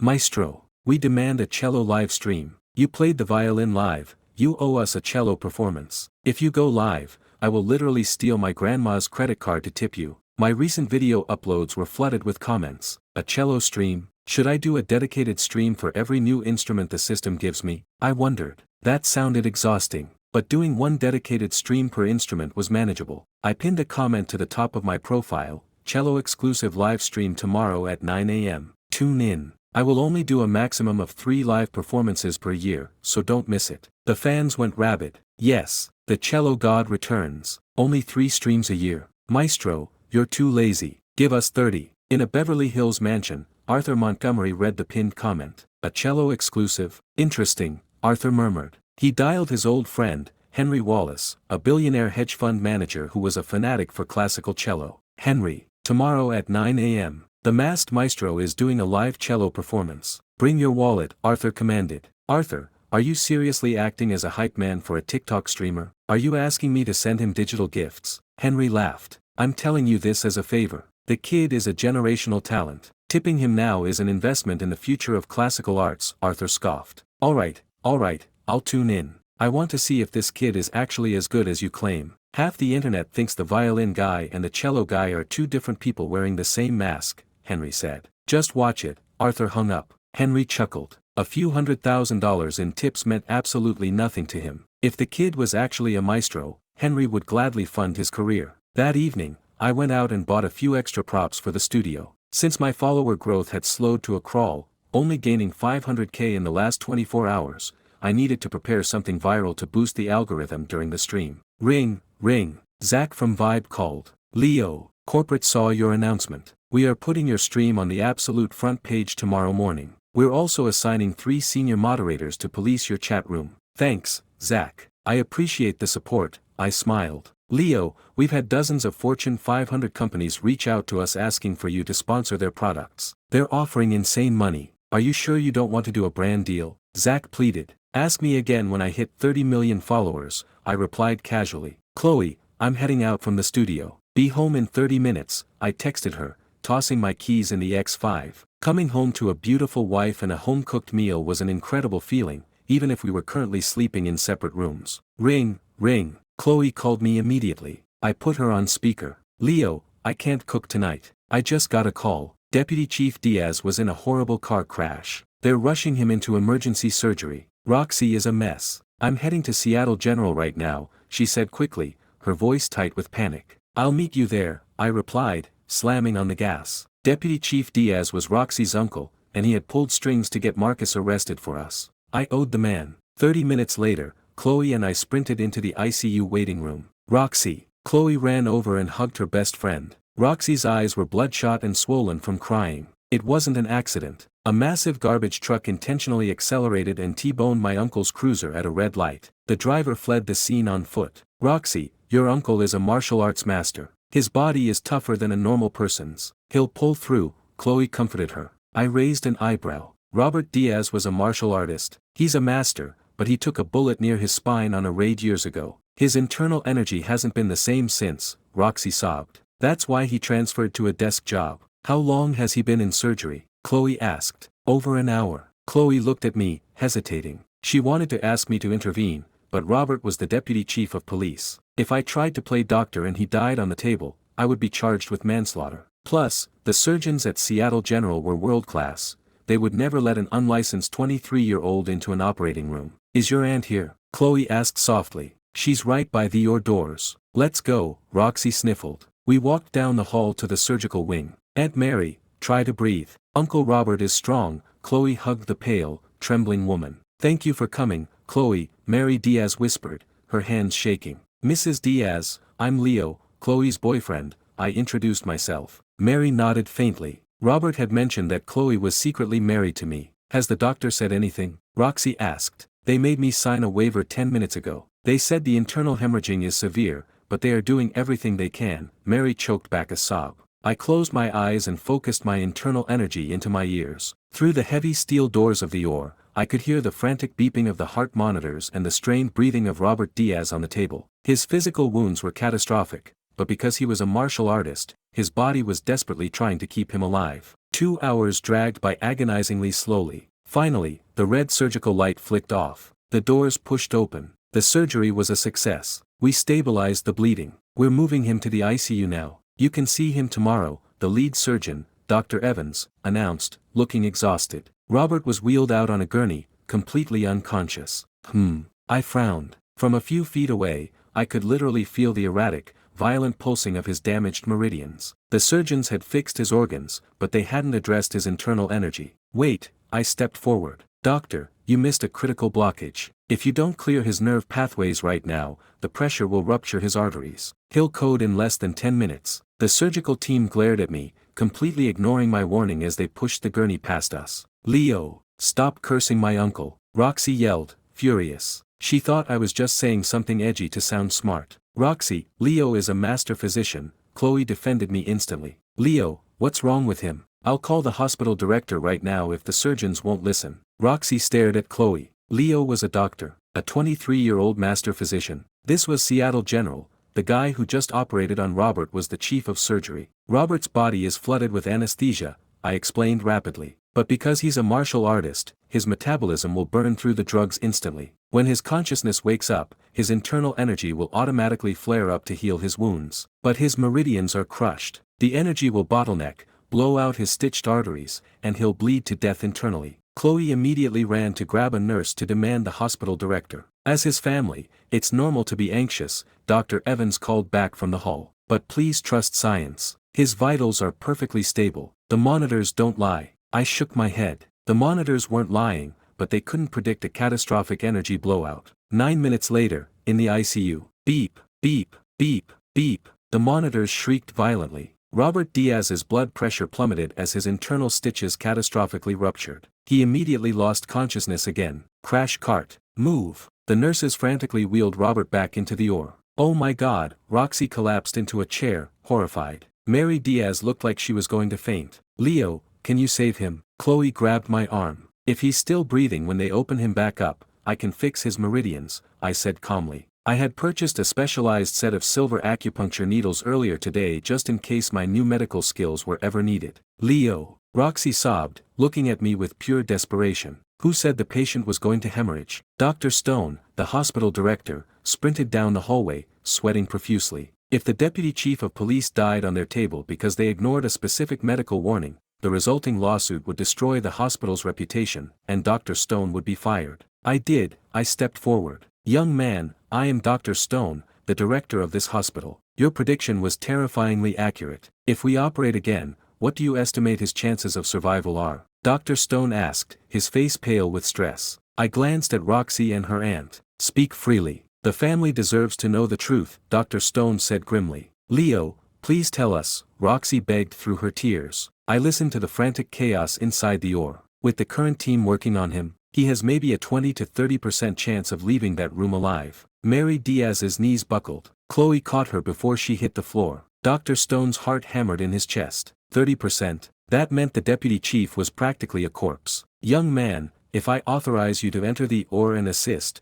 what are his chances?" Dr. Stone asked, making the heaviest gamble of his career. "I will assume full legal liability." "Dr. Stone, I do not have a medical license. You're asking a civilian to scrub in on a trauma surgery. If he dies, it's criminal negligence," I warned him. "Just give me a percentage," Dr. Stone pleaded. "If I go in, 80 to 90%. I can stabilize the vascular pressure the surgeons can't reach," I answered without hesitation. "Leo, please save him. I have hundreds of thousands in my trust fund, I'll give you everything." Roxy cried. "Leo, I'm begging you. Even if Robert doesn't make it, the Diaz family will never hold you legally responsible," Mary Diaz swore through her tears. Dr. Stone gritted his teeth. "Desperate times call for desperate measures. The liability is mine. Please save him." The OR doors banged open. "Mrs. Diaz, I need your signature on this emergency waiver." Dr. Evans ran out, his scrubs covered in fresh blood. "Doctor, what are his chances?" Mary asked, her hand shaking as she took the pen. Dr. Evans looked at Dr. Stone, hesitating. Tell her the truth, Evans, Dr. Stone commanded. We can't find the source of the pressure causing the blowout. His chances are less than 30%, Dr. Evans admitted, defeated. Dr. Stone looked at me. Scrub in. Where do I change? I asked. Get him a sterile gown, now. Dr. Stone barked at a nurse. 2 minutes later, I walked into the freezing operating room. Dr. Evans was sweating through his surgical cap, his hands deep in Robert's chest cavity. Who are you? You're the kid from the hallway. We should have listened to you. His vascular pressure is completely erratic. Director Stone sent me in. Tell me where you need me, or step aside, I said calmly. Please, help us. Dr. Evans stepped back slightly. I walked up to the operating table and placed 2 fingers on Robert's wrist. My Grandmaster diagnostic skills instantly mapped out the shattered energy meridians causing the massive blood pressure spikes. I didn't waste time trying to explain Qi to Western surgeons. I pulled a sterile pack of long silver acupuncture needles from my pocket. With blinding speed, I sank 6 needles into specific nerve clusters across Robert's chest and neck. I pinched the final needle, injecting a precise, powerful surge of my own internal energy directly into the blockage. The crushed meridian blew open, restoring the natural flow of his body's energy. BP is rising. Vitals are stabilizing, the anesthesiologist yelled in shock, staring at the monitor. I'll clamp the bleeders, I said, inserting 3 more needles around the ruptured arteries. Instantly, the massive hemorrhaging slowed to a manageable trickle. Dr. Evans, his pressure is normalized. You can finish the physical repairs. I stepped back from the table. Thank you. Thank you so much, Dr. Evans gasped, immediately diving back in to stitch the torn vessels. 30 minutes later, the surgery was complete. Sir, what about the needles? Dr. Evans asked, looking at me with profound reverence. They've done their job, I smiled, plucking the silver needles out of Robert's skin. The monitors beeped with a steady, strong rhythm. Could you check his pulse one last time? Dr. Evans asked humbly. I nodded, feeling Robert's wrist. He's perfectly stable. He'll be walking around his hospital room in a week. A week? Dr. Evans was stunned. A trauma like this requires months of bed rest. He's a martial artist. His cellular regeneration is vastly superior to a normal person's, I explained. I'll wait outside. I walked out of the OR. Leo, how is he? Roxy sprinted up to me. The surgery was a success. Dr. Evans did a fantastic job. Your uncle is completely out of danger, I smiled reassuringly. Dr. Evans walked out right behind me. He looked at the family and bowed his head slightly. Please, don't thank me. Thank Dr. Vance. His acupuncture techniques are practically magic. Without his intervention, we would have lost the chief. Dr. Evans turned to me. Dr. Vance, what hospital do you practice at? Would you consider a position as the head of trauma here at Seattle General? I'm not a doctor, I shook my head. What? Dr. Evans stared at me like I had grown a second head. I had just orchestrated a miracle in a trauma bay, and I wasn't even a doctor. The nurses wheeled Robert out of the OR. He was pale, but his breathing was deep and steady. Leo, thank you. I'm transferring my trust fund to you right now. Roxy cried, hugging me tightly. Keep your money, Roxy, I gently pushed her away. Leo, you just missed a massive payday. Roxy is loaded, Chloe giggled, wiping a tear of relief from her eye. Are you sure you don't want it? Roxy asked, holding her phone. I'm sure. I'm a one-woman kind of guy. If I want to be a sugar baby, I only need Chloe, I winked. Chloe's face flushed crimson. Leo, thank you. You saved my husband's life. The Diaz family owes you an unpayable debt. Mary Diaz bowed deeply to me. Aunt Mary, it's nothing. Robert helped Chloe and me out earlier this week. We take care of our own, I smiled. Leo, please, would you accept a position here? I can personally sponsor you for an honorary medical license. Dr. Stone grabbed my hands, desperate to recruit me. Thank you, Dr. Stone, but I have no interest in working hospital hours, I politely refused. Being a doctor meant endless overtime. I preferred my freedom. Suddenly, my Grandmaster instincts flared. A razor-sharp killing intent pierced the hallway. I glanced over and locked eyes with a man in a white doctor's coat walking purposefully toward the ICU wing. He's a trained killer, I analyzed instantly. His center of gravity was perfectly balanced, his footsteps completely silent. He wasn't a doctor. Mr. Vance, I am Thomas Miller, Chief of the Seattle Police Department. On behalf of the force, thank you for saving my deputy. A booming voice interrupted my thoughts. A tall, imposing man in a suit reached out to shake my hand. Chief Miller, I shook his hand quickly. Was Deputy Chief Diaz targeted for a hit? Yes, we believe so, Miller frowned. I think the hitman is here to finish the job, I pointed down the hallway. That doctor, walking toward the ICU. He walks like an elite martial artist, and he's radiating killing intent. Chief Miller's face hardened instantly. Perimeter detail, lock down the ICU. You three, with me. Miller drew his sidearm and sprinted down the hall with his detectives. I'm going too, Roxy yelled, charging after them. As a highly trained martial artist, she wasn't going to let the man who nearly killed her uncle escape. I'll back them up, I told Chloe. She didn't have the internal force to fight a professional assassin,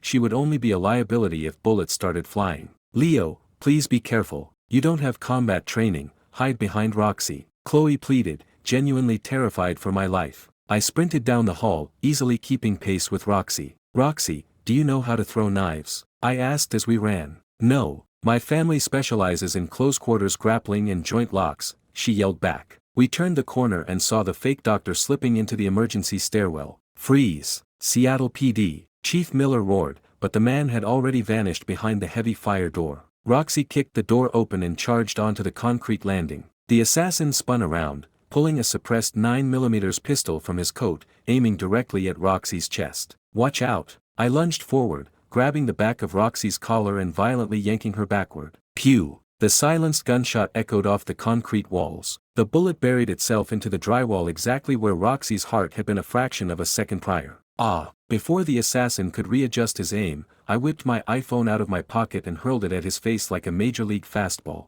I didn't even use my internal energy, relying purely on my raw physical strength. The heavy titanium phone smashed directly into the bridge of the assassin's nose with a sickening crunch, shattering bone and stunning him instantly. Die, you bastard! Roxy roared in pure fury. She launched herself down the stairs, driving a brutal flying knee directly into the assassin's sternum. Crack! 3 of his ribs snapped like dry twigs under the sheer force of her external energy strike. Before the hitman could hit the ground, Roxy grabbed his gun arm and snapped his wrist backwards with a vicious twist, disarming him completely. Chief Miller and his detectives burst into the stairwell a second later, their guns raised. They froze, staring at the carnage. Roxy and I were completely unharmed, while the heavily armed assassin was a crumpled, bleeding mess on the floor. Chief Miller, that's him, I pointed casually at the groaning hitman. Did he fire a shot? Are you two okay? Miller asked frantically, seeing the bullet hole in the wall. I'm fine, I shrugged. If Leo hadn't pulled me out of the way, I'd be dead, Roxy gasped, leaning against the railing, her adrenaline crashing. Chief Miller exhaled a massive breath of relief. Thank God. If anything happened to you, Robert would have killed me. Cuff him and drag him to the precinct. The detectives hauled the broken assassin away. Leo, thank you, Roxy panted, looking at me with wide eyes. You saved my uncle, and you just saved my life. Just do me a favor and stop telling Chloe to divorce me, I smiled. Roxy shook her head. No deal, I'm her best friend. I still think she deserves a billionaire CEO who can give her the world. She paused, looking at me thoughtfully. But, since you saved my life, what if I date you instead? I'm not as pretty as Chloe, but I'm rich, and I can fight. I gave her a flat look. Hard pass. I deserve much better, I deadpanned. Roxy was gorgeous, but compared to Chloe's reality-warping beauty, there was a clear gap. Plus, Roxy was way too violent for my taste. Wow, rude, she huffed. Are you coming back up? I asked, turning toward the door. Give me a minute. I twisted my ankle when I kicked his ribs in, she winced, sitting on the stairs. I pulled out my iPhone. The screen was cracked, but amazingly, the titanium frame had kept it fully functional. I called Chloe. We're in the east stairwell. The guy is in custody. A minute later, Chloe and Mary Diaz rushed through the door. Roxy quickly explained how close she came to taking a bullet, and how I had reacted fast enough to pull her out of the line of fire. Leo, what were you thinking chasing a gunman? You aren't a cop. Chloe scolded me, her voice shaking with residual terror. If you had died, I wouldn't have forgiven you. Leo, I don't even have the words anymore. You saved Robert, and you saved Roxy. The Diaz family is forever in your debt, Mary Diaz wept, hugging me. Aunt Mary, it's fine. Really, I'm just glad everyone is safe, I comforted her. I gently pulled Chloe away from the tearful reunion. Let's go home. As we walked out of the hospital and into the cool night air, Chloe's heart was still hammering in her chest. Leo, why did you run toward a guy with a gun? You don't have martial arts training. Roxy is a professional fighter. You could have been killed, Chloe whispered, gripping my arm tightly. Are you worried about me, Chloe? I smiled softly, looking down at her. Would you cry if I died? Shut up, idiot, she sniffled, punching me lightly in the chest with her free hand. I reached out and wrapped my arms around her waist, pulling her flush against my chest. Instantly, Chloe's face burned hot enough to melt steel. Her heart felt like it was going to beat right out of her ribcage. A black iron treasure chest materialized directly above her head. Leo, let go of me, Chloe whispered weakly, her hands resting nervously against my chest. Her heart was racing at 1,000,000 miles an hour. Was he going to kiss her? Even though her feelings for him had skyrocketed today, she definitely wasn't mentally prepared for her first kiss in a hospital parking lot. I leaned my head forward slightly. My forehead brushed perfectly against the glowing black iron treasure chest. The chest shattered into a burst of golden light. Ding! Black iron treasure chest opened. Congratulations, host. You have obtained Grandmaster-level firearms shooting skill. The mechanical voice echoed in my mind. Instantly, an encyclopedic vault of tactical knowledge flooded my brain.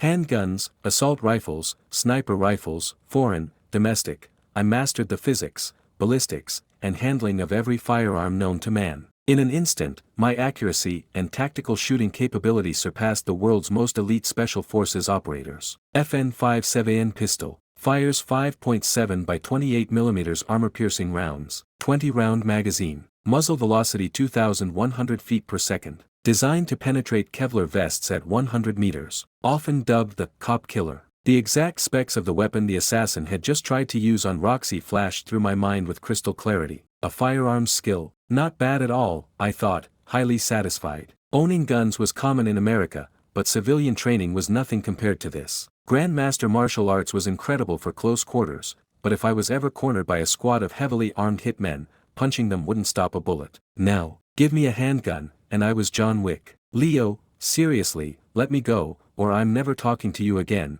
Chloe warned, her face practically glowing red in the dark. She pushed against my chest, but with my grandmaster physique, it felt like she was trying to push a concrete pillar. I'm just giving my wife a hug, where did your mind go? I laughed, finally releasing her waist. If I leaned in and kissed her right now, she probably wouldn't have fought me off. But I didn't want to rush it. We had only known each other for a week. Plus, she seemed to spawn treasure chests whenever her emotions spiked nervously.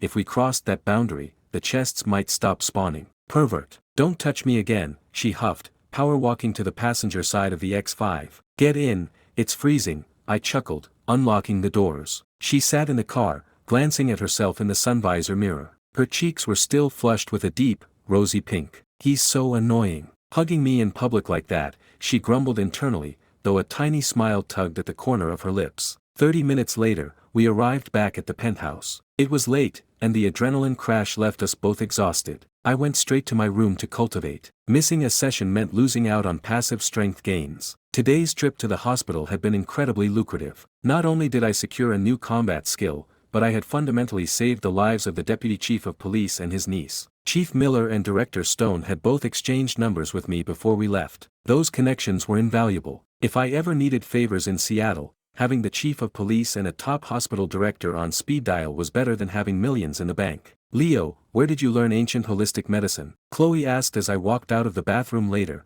toweling my hair. She was incredibly curious. Diagnosing Rachel's cancer, curing paralyzed orphans, and saving her uncle from a catastrophic arterial blowout. That wasn't luck. If a person was good at one thing, it was a talent. If they were a genius at everything, it was a mystery. Well, years ago, a wandering monk passed through my family's farm. Stop, Chloe held up her hand, rolling her eyes. Leo, that excuse is literally the plot of a bad kung fu movie. I shrugged innocently. Alright, you caught me. I'll confess. I have a magical system downloaded into my brain that grants me superpowers whenever I hug you. Chloe stared at me. That's even dumber than the monk story, she groaned. I sighed internally. I literally told her the absolute truth, and she refused to believe it. Whatever, keep your secrets. Go to sleep, she said, turning and heading into her master suite. If they stayed married, she figured it didn't really matter where he learned his skills. And if they divorced in 3 years, it mattered even less. Chief Miller, we finished the interrogation, a detective reported over the phone late that night. The assassin's name is Victor Sloan. He's a cartel enforcer for a major syndicate operating out of Mexico. 3 years ago, Deputy Chief Diaz led a DEA joint task force that killed Victor's younger brother in a shootout. Victor didn't plan on using the gun. He planned to crush Robert's car with the garbage truck. When he realized Robert survived the crash, he infiltrated the hospital to finish the job. Chief Miller's face turned grim. Coordinate with the DEA immediately. They've probably been hunting this guy for years. Yes, sir. Miller hung up the phone and rubbed his eyes. Tom, what's wrong? Why are you up so late? His wife asked, sitting up in bed. Robert's hitman was a cartel enforcer. If it wasn't for a young man named Leo today, Robert would be dead, and the hitman would have escaped, Miller sighed, finally relaxing against the headboard. A young man? How old is he? Is he single? Maybe we should introduce him to our Sarah. His wife perked up instantly. You're always trying to marry our daughter off, Miller laughed softly. And no, he's taken. He's actually dating Chloe Sterling, the heir to the Sterling Empire. Oh wow, I haven't seen Richard Sterling in years. He's got a good kid, she smiled. Tom, we should invite them over for dinner sometime. It sounds like you owe this boy a massive favor. I do, Miller nodded. But Robert owes him even more. If it wasn't for Leo, we'd be planning Robert's funeral tomorrow. Don't speak like that, Tom, she scolded him gently. You're right. Let's go to sleep, Miller smiled, turning off the lamp. His city was safe, his friend was alive, and the cartel hitman was behind bars. It was a good night. Just waiting for this masked maestro to expose himself as a fraud. I bet my life the two maestros aren't the same person. He wears a mask specifically so we'll think it's one guy. Being a dual maestro gets you more clout. It's basic marketing. This country loves faking things. We really need to learn from the authenticity in Europe or Japan. Early the next morning, I finished my cultivation and opened the Vibe app, only to frown at the comments section. There was a significant amount of skepticism. Some of the doubts were reasonable. It was hard to believe one person could master two vastly different classical instruments. But other comments were pure, coordinated hate. I didn't care about the trolls, but the self-loathing comments praising foreign countries while trashing our own culture genuinely disgusted me. Some people had been on their knees so long they forgot how to stand up. Leo, breakfast is in the steamer. I walked out of my room and found a sticky note on the bathroom mirror. Because of the hospital incident, I had missed my evening cultivation, so I spent extra time this morning making it up. Chloe had already left for work. She didn't write, husband. 1-star review, I muttered. After eating, I grabbed my keys and drove to my newly purchased studio. Meanwhile, in a sprawling Beverly Hills mansion. Arthur, your guy has some serious pull, Henry Wallace chuckled, sipping his espresso. They were staring at a massive 85-inch screen displaying my Vibe live stream room. The stream was currently just a black screen with a countdown timer. Yet, the viewer count was already pushing 100,000. The hype was unreal, and thousands of fans were already throwing digital gifts at the blank screen. Arthur Montgomery looked at Henry. If you confirm his cello skills are legitimate, and you confirm he's actually young, will you back him? Henry nodded slowly. If he really has that level of talent, yes, I'll back him. Why? Arthur smiled. Why? Henry thought for a moment. America exports a lot of pop culture, but classical arts are dying. If he's truly a top-tier cello maestro, he could be the modern face of classical music for the entire country. Arthur gave him a thumbs up. Spot on. If you understand that, you understand why I support him,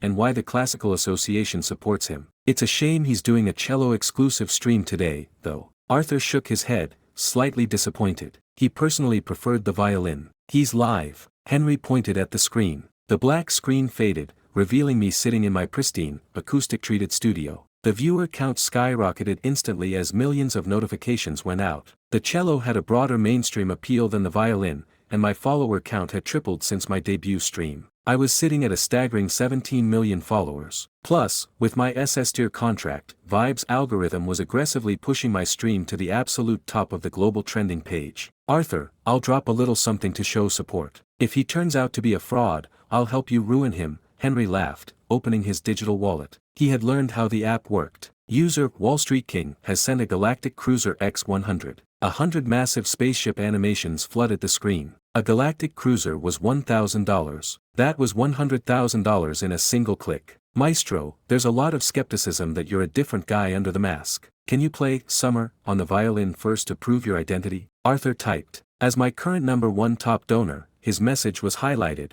enlarged, and pinned across the center of the broadcast. Agreed. Show us. The chat erupted in agreement. Millions of my original violin fans were watching, and the skeptics desperately wanted proof. I smiled at the camera. Everyone, today is a cello exclusive. But since the top supporters requested it, let's warm up. This won't count toward the 2-hour stream time. Without leaving the frame, I reached over and grabbed my violin. Here is Vivaldi's Summer. I raised the bow, and the aggressive, frantic storm of notes tore through the studio mics. God, listening to him play is a spiritual experience. I heard a guy playing this in the subway yesterday. I almost called the cops. This is heavenly. The chat flew by, but the vast majority of the audience was simply mesmerized by the music. A few minutes later, the piece ended perfectly. User Old Money Art has sent a Supernova X100. Millions of viewers dropped their jaws. A Supernova was the most expensive gift on the platform, $28,888 each. He just dropped 100 of them. Arthur,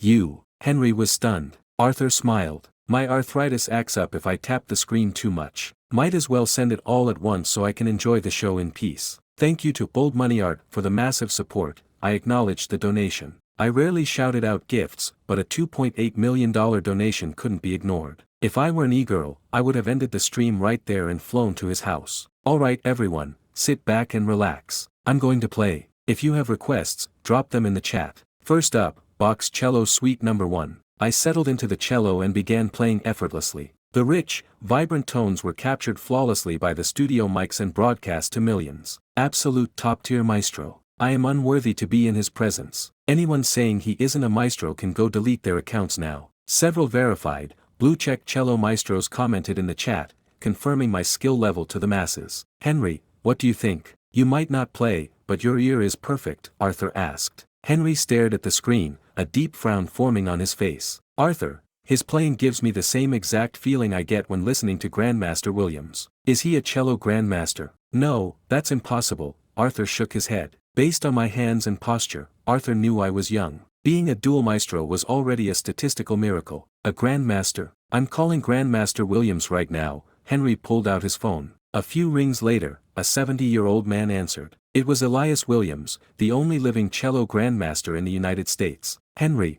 what can I do for you? Elias asked, his voice strangely energetic. Grandmaster Williams, there's a young man streaming right now. His style reminds me of you. Would you mind taking a look? Henry asked respectfully. Elias laughed loudly. You mean Leo? I'm watching him right now. Grandmaster, is he a top-tier maestro? Henry pressed. Elias went silent for several seconds. Henry, he's not a top-tier maestro. If I'm not mistaken, he's reached the grandmaster tier. Henry's eyes widened in sheer shock. Are you certain? I'd bet my life on it. Henry, do not leak this to the press. He's incredibly young. A talent like this needs time to mature before the media eats him alive, Elias warned sternly. Henry hung up the phone, looking completely shell-shocked. Henry, you look like you just saw a ghost, Arthur noted. Henry took a deep breath. Grandmaster Williams says he's a grandmaster. Arthur stared blankly at Henry. A long moment passed before Arthur exhaled heavily. If he's truly a grandmaster, his future is incomprehensible. He could become a dual grandmaster in our lifetime.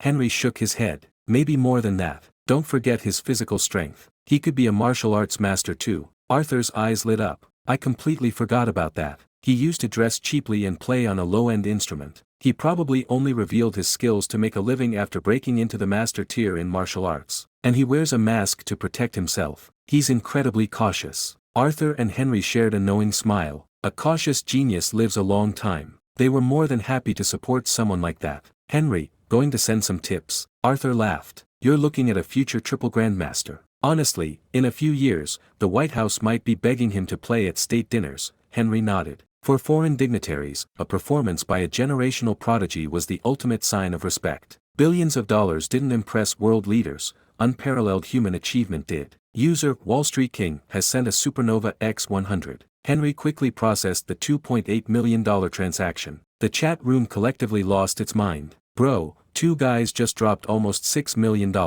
Is this money laundering? There's no way this is real. For the guy asking if it's fake, click the profile. That's the CEO of Wallace Capital. He's worth $5 billion. The comments flooded the screen faster than the human eye could track. Arthur smirked at Henry. You're too sneaky, Henry. Using your main corporate account, you just bought $2.8 million worth of global advertising. Sending the max gift put Henry's name at the very top of the global trending page. The PR value alone was easily worth triple what he paid. I didn't even think about that. This is my only account, Henry shrugged innocently. Anyway, shut up and listen to the music. Arthur leaned back in his leather chair, closing his eyes to enjoy the performance. At Vibe HQ, Zach sprinted into Frank's office. Boss, we aren't even 30 minutes in, and his tip revenue is pushing $7 million. He might break $10 million today. Zach yelled excitedly. Even top-tier e-commerce streamers struggled to net a few million in pure profit during a stream. Hitting $10 million in straight donations was virtually unheard of. Arthur Montgomery and Henry Wallace probably blew their load all at once. Unless another billionaire logs on, he won't hit $10.8 million is a safe bet, Frank analyzed calmly, though he was deeply impressed. Boss, I really think he can hit 10, Zach argued. He's confirmed as a top-tier maestro in both violin and cello. What if he hits Grandmaster in one of them in the future? What if he's a martial arts master? The billionaires aren't tipping him for the music, they're investing in a relationship with a future legend. Frank took a sharp breath. You think they're buying goodwill? Zach nodded. Absolutely. Frank tapped his desk. I'll call corporate. We need to push his stream to the absolute front page of every user's feed. On it, boss. Chloe, are you watching the stream? The maestro is insane. He's a top-tier cello maestro too. Roxy practically screamed over the phone. No, I've been in meetings all morning, Chloe replied from her office. Well, if you have a break, tune in. It's history in the making. Chloe hung up and pulled up the Vibe app on her iPad. She had a few minutes before her next investor call. It is beautiful. A true maestro. Chloe's eyes lit up. She loved classical music, and her ear was highly refined. Wait. Chloe leaned closer to the screen, staring at the maestro's hands. There was something strangely familiar about the way his fingers moved. Why am I thinking of Leo? She shook her head, dismissing the thought. Leo played the cello, sure, but the gap between his grade 10 performance at the restaurant and the god-tier fluidity of the maestro was astronomical. I wish my cards weren't frozen. I'd definitely tip him, Chloe sighed. As the 2-hour mark approached, Vibe's aggressive algorithm push had flooded the room with millions of new viewers. Mid-tier millionaires began dropping $5,000 and $10,000 tips just to get their names on the leaderboard. By the end of the musical set, the total revenue crossed $9 million. Maestro, show us the trick. Are you doing the one-finger push-up again? The chat spammed requests for a physical stunt. Millions of people had tuned in specifically for the freak show aspect of his martial arts. I checked my dashboard. My follower count was sitting at 18.5 million. Alright everyone, if you haven't followed yet, hit the button. I'm going to show you guys a special trick today. And to the user who said they want to have my babies, thank you, but I'm happily married, I smiled into the mic. Hearing that, the followers who hadn't subscribed yet quickly hit the button. In less than a minute, I gained 300,000 followers. 18.8 million followers. Not a bad number, I said. Today, I'm going to show you guys something called acoustic resonance. The chat filled with question marks. Wait, like, using sound waves as a weapon. Is this an anime? No way he's actually doing this. The audience was losing their minds. It's a very basic demonstration of kinetic energy transfer. Just watch, I laughed. I stood up and picked up a solid piece of 1-inch thick pine wood. It was basically a heavy-duty cutting board. This is real wood, guys. Listen. I grabbed a heavy steel wrench and slammed it against the board, leaving a small dent. Alright, let's begin. I hung the wood on a heavy-duty mic stand about 15 feet away from my chair. I sat back down at the cello. Millions of people held their breath, staring at their screens. Pluck. I violently plucked the thickest C string, channeling a microscopic burst of internal energy into the sound wave. Crack. The 1-inch thick pine board violently jerked backward, and a deep, 4-inch gash magically appeared across the center of the wood. What the F? Did he just cut wood with sound? MOM, get the camera. The viewers' eyes practically popped out of their heads. There was no physical contact. The board just spontaneously split open. Let's do 2, I smirked, plucking 2 strings in rapid succession. Crack, crack. 2 more deep gashes appeared on the wood. One more time, I said, raising my hand and violently sweeping all 4 strings simultaneously, unleashing a wave of kinetic force. The heavy pine board exploded into a dozen jagged splinters, raining down on the studio floor. Disclaimer, do not try this at home. That's all for today, guys. See you next time. I'm crying, he actually told us not to try it at home. I'd try it, but I don't have anime superpowers. He said it was a basic demonstration. He exploded a piece of wood from 15 feet away. I ended the broadcast. The screen went black, but almost no one left the room. The chat was moving at light speed, and a tsunami of gifts flooded the screen. $9.5 million, $9.6 million, $9.7 million. He broke 10 million. Zach screamed at his monitor in Vibe HQ. The revenue had stalled slightly, but the sheer shock value of the acoustic resonance stunt shattered everyone's minds, prompting a massive wave of panic tipping. He had literally weaponized a cello. It was trending globally before the stream even ended. No one could replicate that stunt. You couldn't fake it without CGI, and he was live. Boss, you look like you just won the lottery, a junior admin joked. Zach glared at him. We discovered him first. The bigger he gets, the bigger our department's end-of-year bonuses are. If you don't care, I'll take your cut. The admin instantly panicked. Boss, I was kidding. Keep an eye on the chat. Anyone claiming it's fake or trolling gets an instant IP ban, Zach ordered his moderation team. If anyone gets overly toxic, nuke their accounts. In a private martial arts dojo in Texas. Dad, is the maestro faking it, or is he real? A young man in a GI asked, staring at the black screen on his phone. His father, a 50-year-old martial arts master, scoffed. If you were a top-tier maestro in 2 instruments, would you risk your reputation faking a magic trick?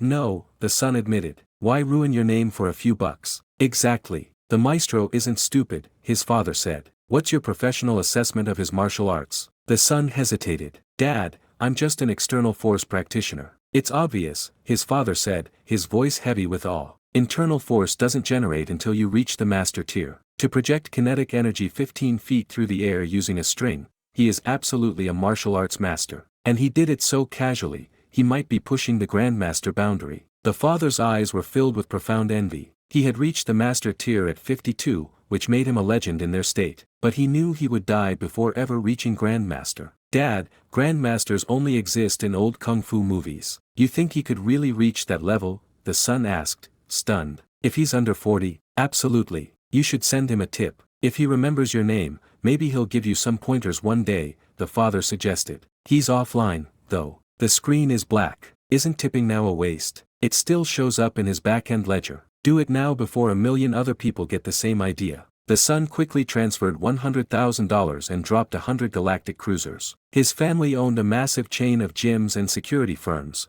They had millions in liquid assets. Thousands of martial artists across the country had the exact same realization. If the maestro was a true master with grandmaster potential, building goodwill now was priceless. In the modern era, true grandmasters were functionally extinct. If the maestro broke through, he would be the undisputed king of the American martial arts world. Dad, do you think he has a master behind him? If he's young, how could he reach the master tier without an elite teacher? The son theorized. The father nodded slowly. Good point. If he's backed by a hidden grandmaster, his status is even more terrifying. But his early videos showed him in cheap clothes with a busted violin. If he had elite backing, why was he broke? Martial arts requires strict discipline. His master probably cut him off financially to build his character. He's only cashing in now because his training is complete, the father reasoned flawlessly. Remember, do not ever offend the masked maestro. I'm not an idiot, Dad. He's a triple maestro. If I insulted him, the entire country would hunt me down. The son rolled his eyes. Total revenue, $11.8 million. Follower count, 19.3 million. I stared at my dashboard in disbelief. I had actually netted nearly $12 million in 2 hours. My contracted cut was 70%, but Vibe automatically withheld 20% for federal taxes. After year-end tax adjustments, I'd probably walk away with roughly half of the total. Even so, that was almost $6 million in pure profit. I have so much money, I muttered to myself. I could cash out 70% of my net balance on the 1st of next month. Maestro debuts terrifying combat skills live. Masked Maestro breaks $10 million in 2 hours. Confirmed, the Maestro is a triple threat genius. Articles and clips dominated every single social media platform. The hype was apocalyptic. My follower count smashed through the 20 million mark effortlessly. Old videos were suddenly flooded with millions of new likes and comments. People who had never even downloaded Vibe were creating accounts just to follow me. Vibe's executive team had locked my personal data behind military-grade encryption, ensuring my identity remained completely anonymous. Who is the masked maestro? That hashtag became the #1 trending topic in the world. Out of the top 10 trending topics on Twitter, I occupied 4 of them. Damn it. Dozens of A-list celebrities and pop stars who had paid hundreds of thousands of dollars to PR firms to trend today were instantly buried under my avalanche of organic traffic. He has 20 million followers, but he's just a faceless streamer. He wears a mask because he's probably hideous, a bitter Hollywood actor tweeted from his burner account. I didn't care about the internet drama, the trending tags, or the follower counts. The moment the stream ended, I logged off. To me, fame and money were completely secondary to farming treasure chests. I need to find out if the system works on anyone else, I thought, grabbing my keys. I spent the next 3 hours driving through downtown Seattle, walking through Pike Place Market, and wandering around crowded shopping malls. I passed tens of thousands of people. Not a single treasure chest appeared. Maybe I'll try the University of Washington campus tomorrow, I strategized. If that fails, I'll go to the busiest subway station at rush hour. If I still get nothing, I'll fly to Disneyland and stand by the entrance. If I couldn't trigger a chest in a crowd of 50,000 people, I'd officially give up and accept that Chloe was my one and only loot drop. Ring, ring. My phone buzzed. It was Chloe. I pulled the X5 over and answered. Leo, are you busy? Could you do me a massive favor and pick someone up from the airport? I'm trapped in a board meeting and I can't leave, Chloe asked, sounding slightly panicked. I told you, I make my own hours. Who am I picking up? I asked. My grandfather, she replied. He didn't even tell my dad. He just bought a ticket and flew to Seattle. He's coming to see you. My chest tightened slightly. Arthur Sterling. He was the one who forced the marriage to honor the old pact. But now that we were actually married, maybe he was having second thoughts. Chloe, doesn't your grandfather travel with a security detail? I asked. Normally, yes. But he snuck out specifically to avoid them, she sighed. He was an elite army ranger back in the day. His body is failing, but if he wants to ghost his bodyguards, he knows how to do it. Leo, don't be nervous. He's our biggest supporter. I'm not worried about him judging me, I chuckled. Are you worried he'll realize this is a fake marriage? I'm not worried about anything, she stammered defensively. I'll text you his flight info. Pick him up, and I'll leave work early to cook dinner. She hung up instantly. Sitting in her office, Chloe stared blankly at her phone. Was Grandpa regretting his decision? She honestly didn't want to divorce Leo right now. It had only been 2 weeks, but she wanted to at least see how the 3 years played out. He's probably just coming to check on me, to make sure I'm not miserable, she reassured herself. She texted me the flight info. I sped toward Seattle-Tacoma Airport, arriving just as his plane touched down. Inside the terminal, Arthur Sterling let out a heavy sigh as he walked off the jet bridge. His emotions were a tangled mess. Because of his deep guilt regarding his old friend, my grandfather, he had forced Chloe into this marriage. But ever since the ink dried on the certificate, he hadn't slept a full night. Chloe was his favorite grandchild. If she was miserable living with a stranger,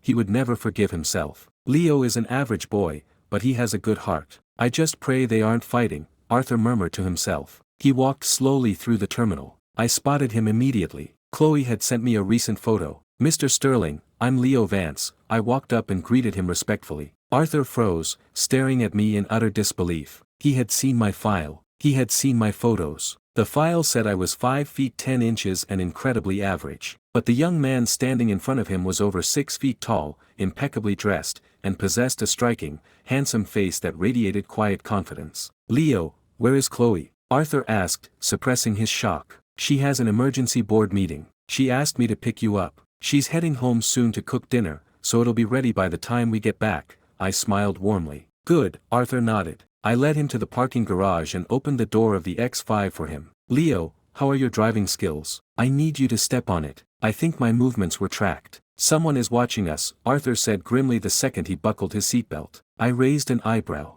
Arthur was sharp. As a grandmaster, I had already noticed the black SUV tailing us, but Arthur noticing it was impressive. Mr. Sterling, it's 2026. If your phone is on, you're wearing a tracker. Plus, anyone can hack an airline database to pull a flight manifest, I said, putting the car in drive. I was careless, Arthur frowned. Lose them. If you can't, don't drive back to the penthouse. Take me to a hotel. Just hold on tight, sir, I smiled. I slammed the accelerator. The X5 roared to life. We were in heavy rush hour traffic, but with my Grandmaster driving skills, I threaded the needle between cars with terrifying, millimeter-perfect precision. Damn it. The driver of the black SUV cursed, slamming his steering wheel as I vanished into the maze of traffic, completely losing them in under 3 minutes. Leo, your driving is incredible, Arthur gasped, clutching the oh shit handle above his door. How long have you been driving? His file said Leo hadn't owned a car since getting his license at 16. About a week, I laughed. I bought this car last Tuesday. Arthur tightened his grip on the handle in absolute terror.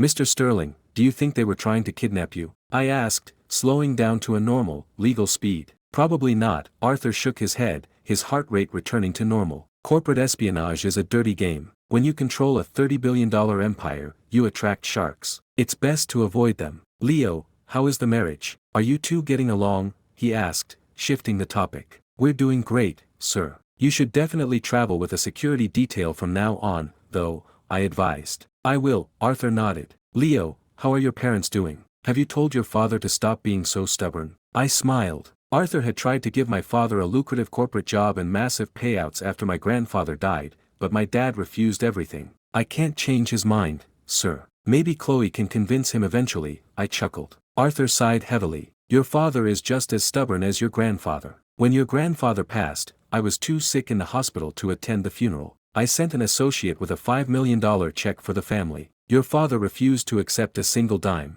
I was genuinely surprised. I had no idea my dad turned down $5 million in cash. That was a life-changing amount of money. If he had taken it, I probably wouldn't have needed the marriage contract, and I never would have unlocked the system. Leo, did Chloe tell you about the 3-year compromise? Arthur asked, his voice serious. Yes, sir. She explained it on the first day. I nodded. Leo, if you two genuinely fall in love, I will back you with the full might of the Sterling Empire. But if it's not working, if you agree to divorce her after a year, I will give you $10 million.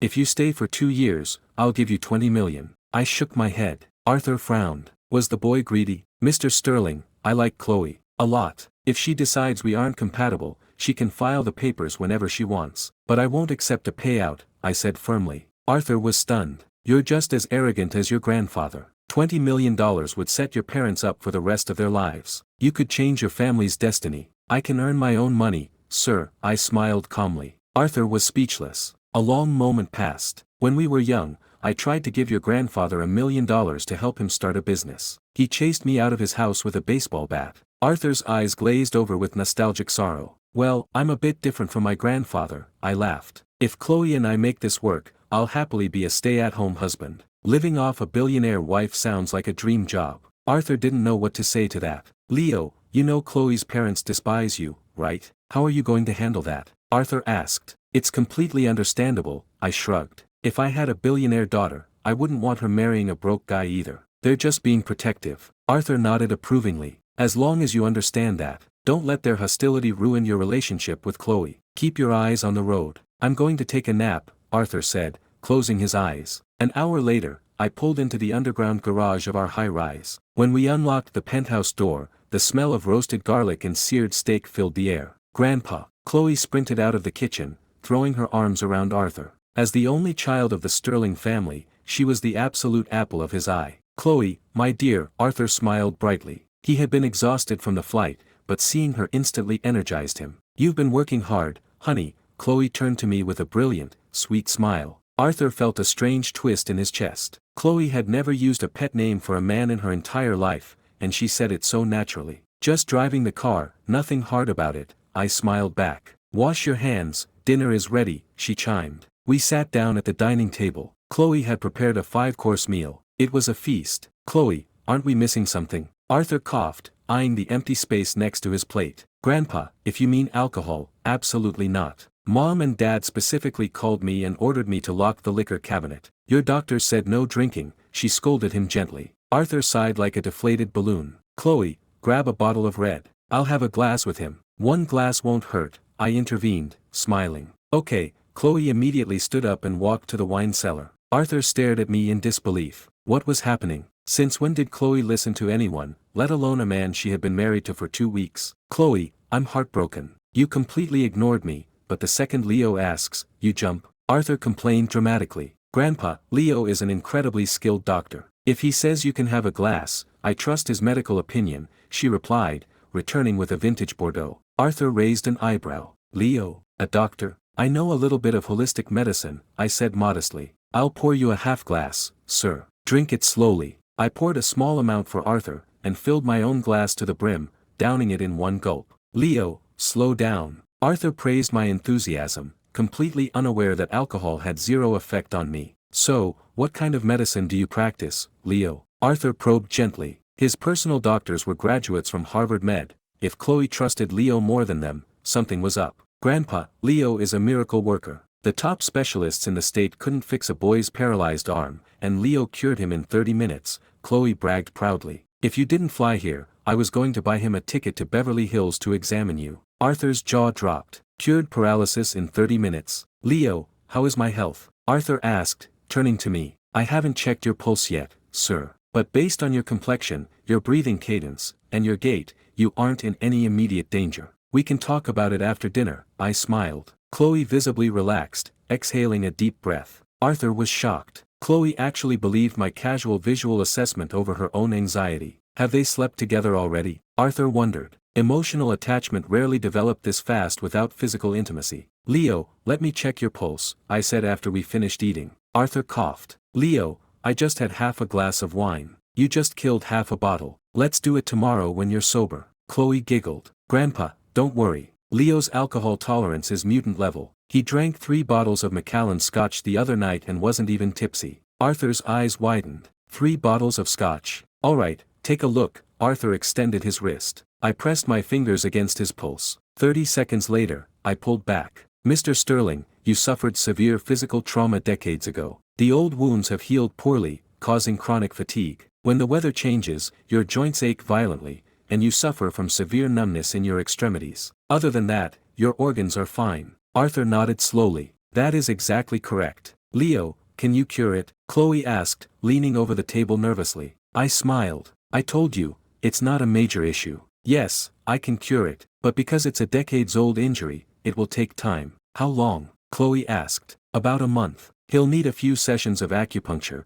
2 weeks of herbal supplements, and a strict physical therapy regimen. Wait, Leo, are you certain? 1 month, Arthur gasped. He had been suffering for 20 years. The best doctors in the world told him it was irreversible nerve damage. It's really a minor issue, sir, I nodded confidently. Leo, can you start the treatment right now? Chloe asked excitedly. I shook my head. We'll start tomorrow. The healing process consumes a lot of physical stamina. Mr. Sterling just flew across the country and dealt with a car chase. He needs a full night's rest first. Arthur nodded in agreement. If he was finally going to be cured, waiting 12 hours was nothing. Chloe, keep your grandfather company. I'll do the dishes, I said, gathering the plates. We had established a strict, you cook, I clean policy. Arthur and Chloe walked out onto the balcony to enjoy the city skyline. Chloe, tell me the truth. What are the chances Leo actually becomes my permanent grandson-in-law? Arthur asked with a knowing smile. Chloe's face turned pink. Grandpa, why are you asking that? We're legally married. Technically, he already is. You know what I mean, Arthur pressed. If you don't tell me,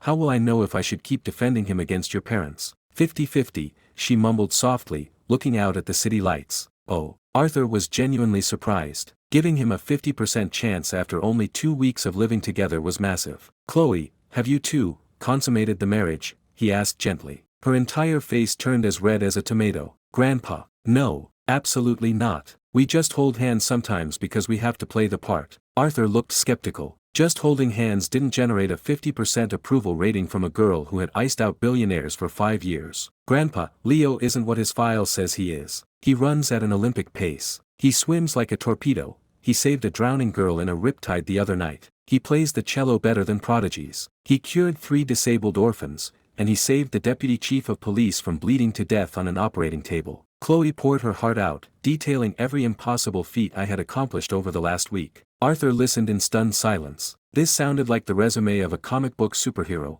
not a 23-year-old kid from a farming town. He sounds like an incredible young man, Arthur finally said. He is, Chloe nodded proudly, but I'm pretty incredible too. Whether we stay together forever depends on how he treats me. Arthur chuckled. He knew his granddaughter. If she was bragging about him, he had already won her heart. She was just too stubborn to admit it. Chloe, I told him in the car today that I'd pay him $20 million if he agreed to leave you after 2 years. Arthur tested the waters. Chloe's heart skipped a beat. Would Leo take the money? $20 million was life-changing. He could buy an island and date supermodels. Grandpa, don't play games with him, she frowned anxiously. Arthur smiled warmly. He refused the money. He said he liked you, and if you wanted a divorce, he'd sign the papers for free. But he wouldn't take a bribe. The anxiety in Chloe's chest vanished instantly, replaced by a warm, fluttering joy. I promised you 3 years, Grandpa. I won't divorce him before then, she promised. The next morning, after breakfast, Chloe lingered in the living room, eagerly waiting for me to treat Arthur. Chloe, I whispered, walking past her toward the guest room. Arthur is family, so I can't exactly charge him medical fees. How about you call me good husband to cover the bill? You're taking advantage of me, she glared, her cheeks flushing. Come on, it'll put me in a better mood. If I'm happy, my medical skills are sharper, I teased. You're terrible, she grumbled, looking toward the hallway. Arthur was in the bathroom. Good husband, she mumbled, her voice barely a whisper. I cupped my hand to my ear. What was that? A mouse squeaking. Chloe, you aren't usually this shy. Good husband, are you happy now? She hissed, her face burning. Arthur stepped out of the bathroom just in time to see Chloe's beet-red face. He raised an eyebrow but didn't say anything. Leo, please start the treatment. I need to get to the office, Chloe said quickly, trying to escape the awkward tension. "Mr. Sterling, please lie face down on the bed," I instructed. I pulled out my sterilized silver acupuncture needles. I swiftly inserted them deep into specific nerve clusters along Arthur's spine and shoulders. Chloe watched in terror. Some of the needles were buried 3 inches deep into his flesh. "Mr. Sterling, your meridians are choked with stagnant energy," I explained, gently flicking the needles. "Western medicine treats symptoms. They see inflammation and prescribe painkillers. They can't detect blocked energy, which is why your condition never improved." "Leo, why are the needles vibrating on their own?" Chloe asked, staring at the silver pins humming rapidly in her grandfather's back. "It's a technique called tremor needling. Perfectly normal," I lied smoothly. The vibration was actually my internal energy flowing down the metal shafts, physically violently breaking apart the decades-old scar tissue blocking his nervous system. "It feels like electricity, but it's warm," Arthur murmured, his eyes widening. "After this first session, the numbness in your hands and feet will vanish," I promised. 10 minutes later, I instructed Chloe to grab some tissues. I slowly withdrew the needles. As each pin slid out, a thick, black drop of coagulated, toxic blood oozed from the puncture site. "Mr. Sterling, sit up and stretch," I smiled. Arthur slowly sat up and rolled his shoulders. He stood up and took a deep breath. Tears welled in his eyes. The agonizing, heavy pressure that had weighed on his chest for 20 years was gone. He felt light. "Leo,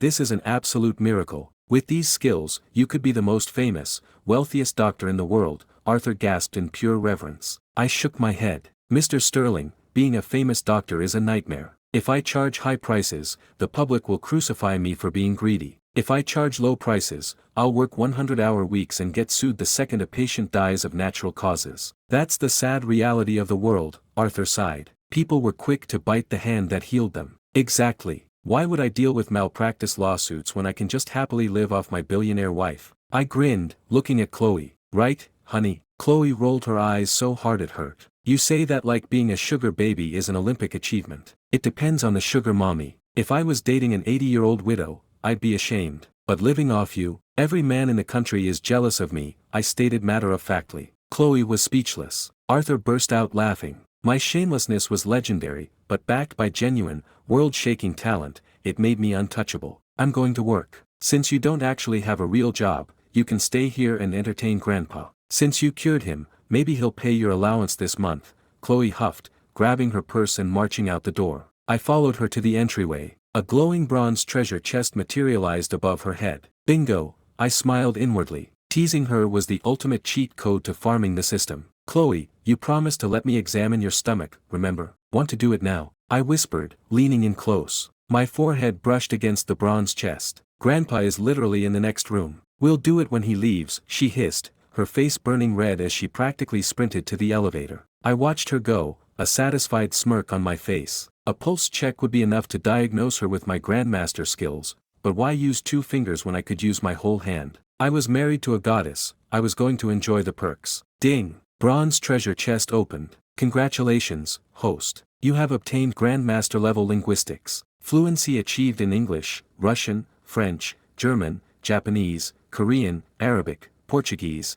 and Spanish." The system's voice echoed, followed by a brain-melting tidal wave of grammatical syntax, vocabulary, and localized dialects. Even with my Grandmaster constitution, I had to grip the doorframe to steady myself. Whoa, I exhaled heavily after 5 minutes, the headache fading. 9 major languages. This is incredibly useful, I thought. I could work as an elite UN translator right now without breaking a sweat. "Leo, I'm going to take a walk downstairs to test my legs. Is that alright?" I haven't felt this good in a decade. Arthur walked out of the guest room, looking 10 years younger. "Of course, sir. Let me drive you around Seattle today. I bet you haven't really explored the city in years," I offered. "That sounds wonderful," Arthur smiled. I spent the entire day driving Arthur to various tourist traps. I dragged him through Pike Place, the Space Needle, and heavily crowded parks. I saw thousands of people, but as expected, not a single treasure chest spawned. "I guess Chloe really is my only loot drop," I accepted my fate. It was fine.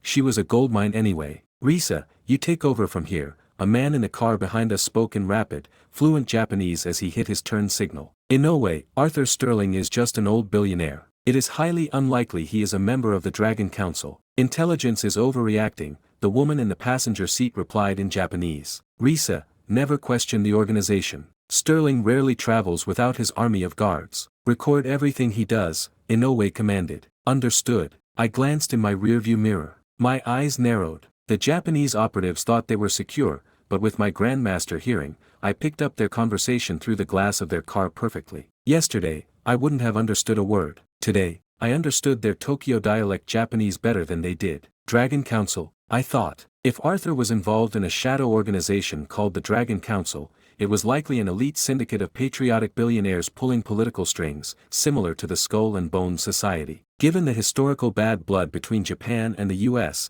it made sense foreign intelligence would track him. Leo, thank you for today. It's been years since I've just walked around like a normal person. Arthur smiled as I parked the X5 in the underground garage. Your family, sir. You don't need to thank me, I smiled back. We took the elevator up to the penthouse. Chloe was already home, cooking dinner. I pulled Arthur into his guest room and shut the door. Mr. Sterling, have you ever heard of the Dragon Council? I asked quietly. Arthur's pupils shrank to pinpricks, and his heart rate spiked violently. His face remained perfectly calm, but as a medical grandmaster, his biological tells gave him away instantly. He definitely knew. Leo, where did you hear that name? Arthur asked, his voice deadly serious. Today, while we were driving, 2 Japanese nationals were tailing us. They suspect you're a member of the Dragon Council, and they're tracking you to identify other members, I explained. Arthur remained silent for a long moment. Leo, the Council is a highly classified, patriotic organization. We handle geopolitical issues that the official government cannot legally touch. Because of our operations, we have made very powerful, very dangerous enemies abroad.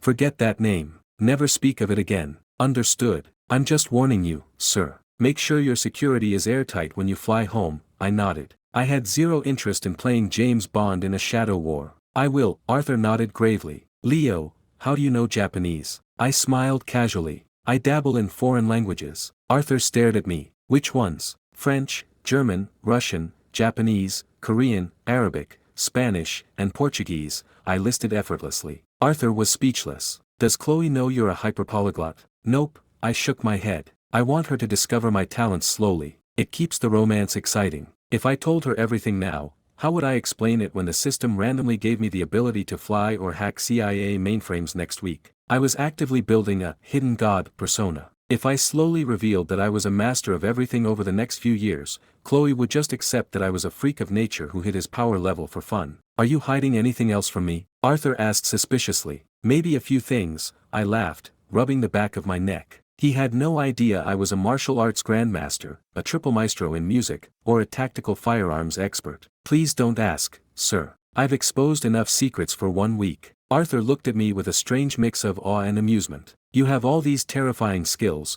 yet you pretend to be a broke college grad. Why are you so obsessed with keeping a low profile? Mr. Sterling, if the world finds out I'm a prodigy at everything, foreign intelligence agencies will try to abduct me or dissect me in a lab, I joked. But now that Chloe and I are married, I don't mind stepping into the spotlight a little bit. Arthur nodded thoughtfully. Your caution is justified. The world is a vicious place for unprotected geniuses. But if you build your public influence to a massive enough scale, no shadow organization will dare touch you for fear of public outrage. I smiled. My 20 million Vibe followers were already acting as a massive digital shield. If I vanished tomorrow, the internet would tear the world apart looking for me. Plus, I wasn't just a musician. I was a martial arts grandmaster. Handguns were useless against me, though high-powered sniper rifles and explosives were still a threat. But as I farmed more treasure chests, my power would eventually eclipse modern weaponry entirely. Leo, my sudden trip might have drawn unwanted attention to you, Arthur warned, looking concerned. Don't worry, sir. We're on American soil. No one is going to launch an assassination op over a driving trip,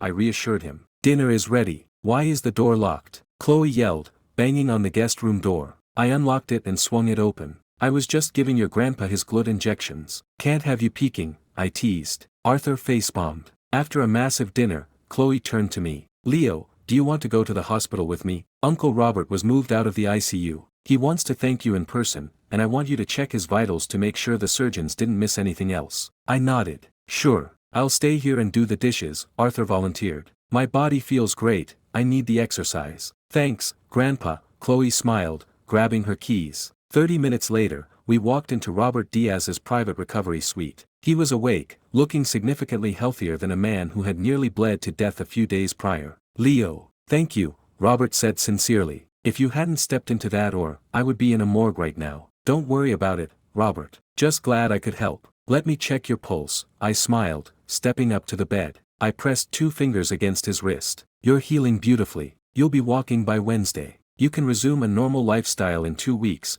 but you shouldn't spar or use internal force for at least 2 months. Robert hesitated. 2 months is a long time. Leo, is there any way to speed that up? I can write you an ancient herbal prescription. If you brew it and drink it daily, you'll be back to 100% in 4 weeks, I offered. Robert's eyes lit up. You really are a miracle worker. Thank you. He glanced at Mary, who was standing by the window. Mary walked over and handed me a sleek black envelope. Leo, there's a cashier's check for $300,000 in here. It's a small token of our gratitude. I held my hands up, refusing to take it. Mary, Chloe, and I are married. Roxy is her best friend. I'm not taking your money to save a family member. Leo, please, Robert insisted. Business is business. You saved my life. My life is worth more than 300 grand. Take the money, or I'll feel like I robbed you. If you force me to take it, I'm ripping up the herbal prescription and you can heal the slow way, I countered firmly. Chloe stepped in, smiling. Aunt Mary, put it away. Leo means it. We're family now. Mary reluctantly put the envelope back in her purse,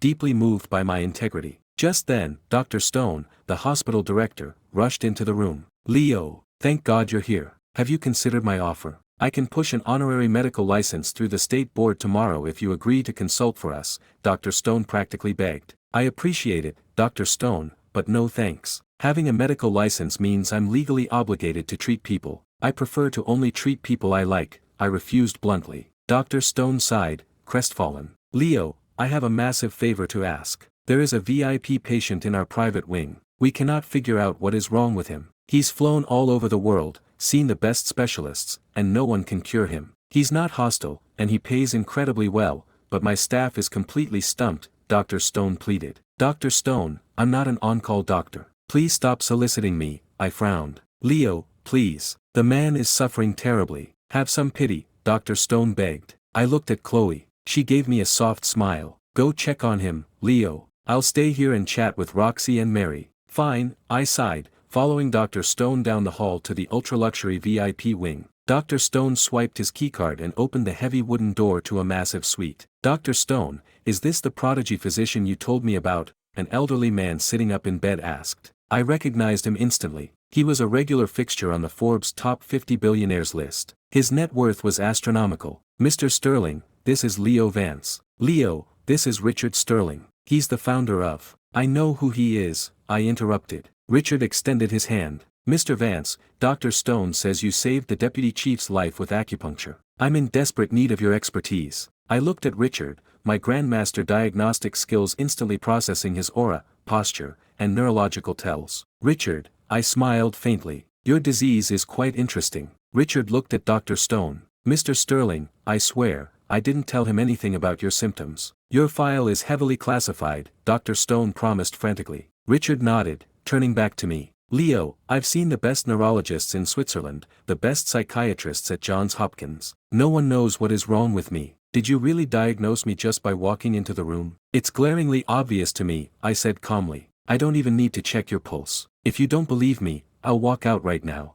No, please stay. I believe you, Richard said quickly. If you can cure me, I'll wire you $5 million right now. What is my diagnosis? I chuckled. If we were living in the 1800s, a priest would say you were possessed by demons. In modern terms, you're hallucinating ghosts. Richard's face drained of all color. It's true, his voice trembled. Everyone says ghosts aren't real, but I see them. Every single night. Some of them are just standing there, but some of them are terrifying. Mangled, screaming. Ghosts aren't real, Richard, I explained smoothly. What people call ghosts are just residual electromagnetic energy imprints left behind by intense human consciousness. Humans have complex brains. When someone dies violently or with extreme trauma, their bioelectric energy can linger in an environment. You don't see ghosts of cows or bugs because their consciousness isn't strong enough to leave a magnetic imprint, I added. Richard swallowed hard. Sometimes they rush at me. I've woken up feeling them pressing down on my chest. Dr. Stone shivered, rubbing his arms. The VIP suite suddenly felt very cold. Violent deaths create unstable magnetic imprints, I continued. Think of it like radiation. You don't see them at the hospital because hospitals are flooded with thousands of overlapping biomagnetic fields and electronic interference. It scrambles the imprints. That's why you sleep better here. But why do they target me? Richard asked desperately. Your personal biomagnetic field has been altered. You probably suffered a severe shock, or you came into contact with a highly radioactive or magnetically charged antique that permanently shifted your brain's electromagnetic frequency. You're basically acting as a radio antenna tuning into a frequency normal humans can't see. Can you fix it? Richard pleaded. I haven't slept in my own home in months. I can, I nodded. My Grandmaster ancient medical knowledge included ancient shamanic techniques,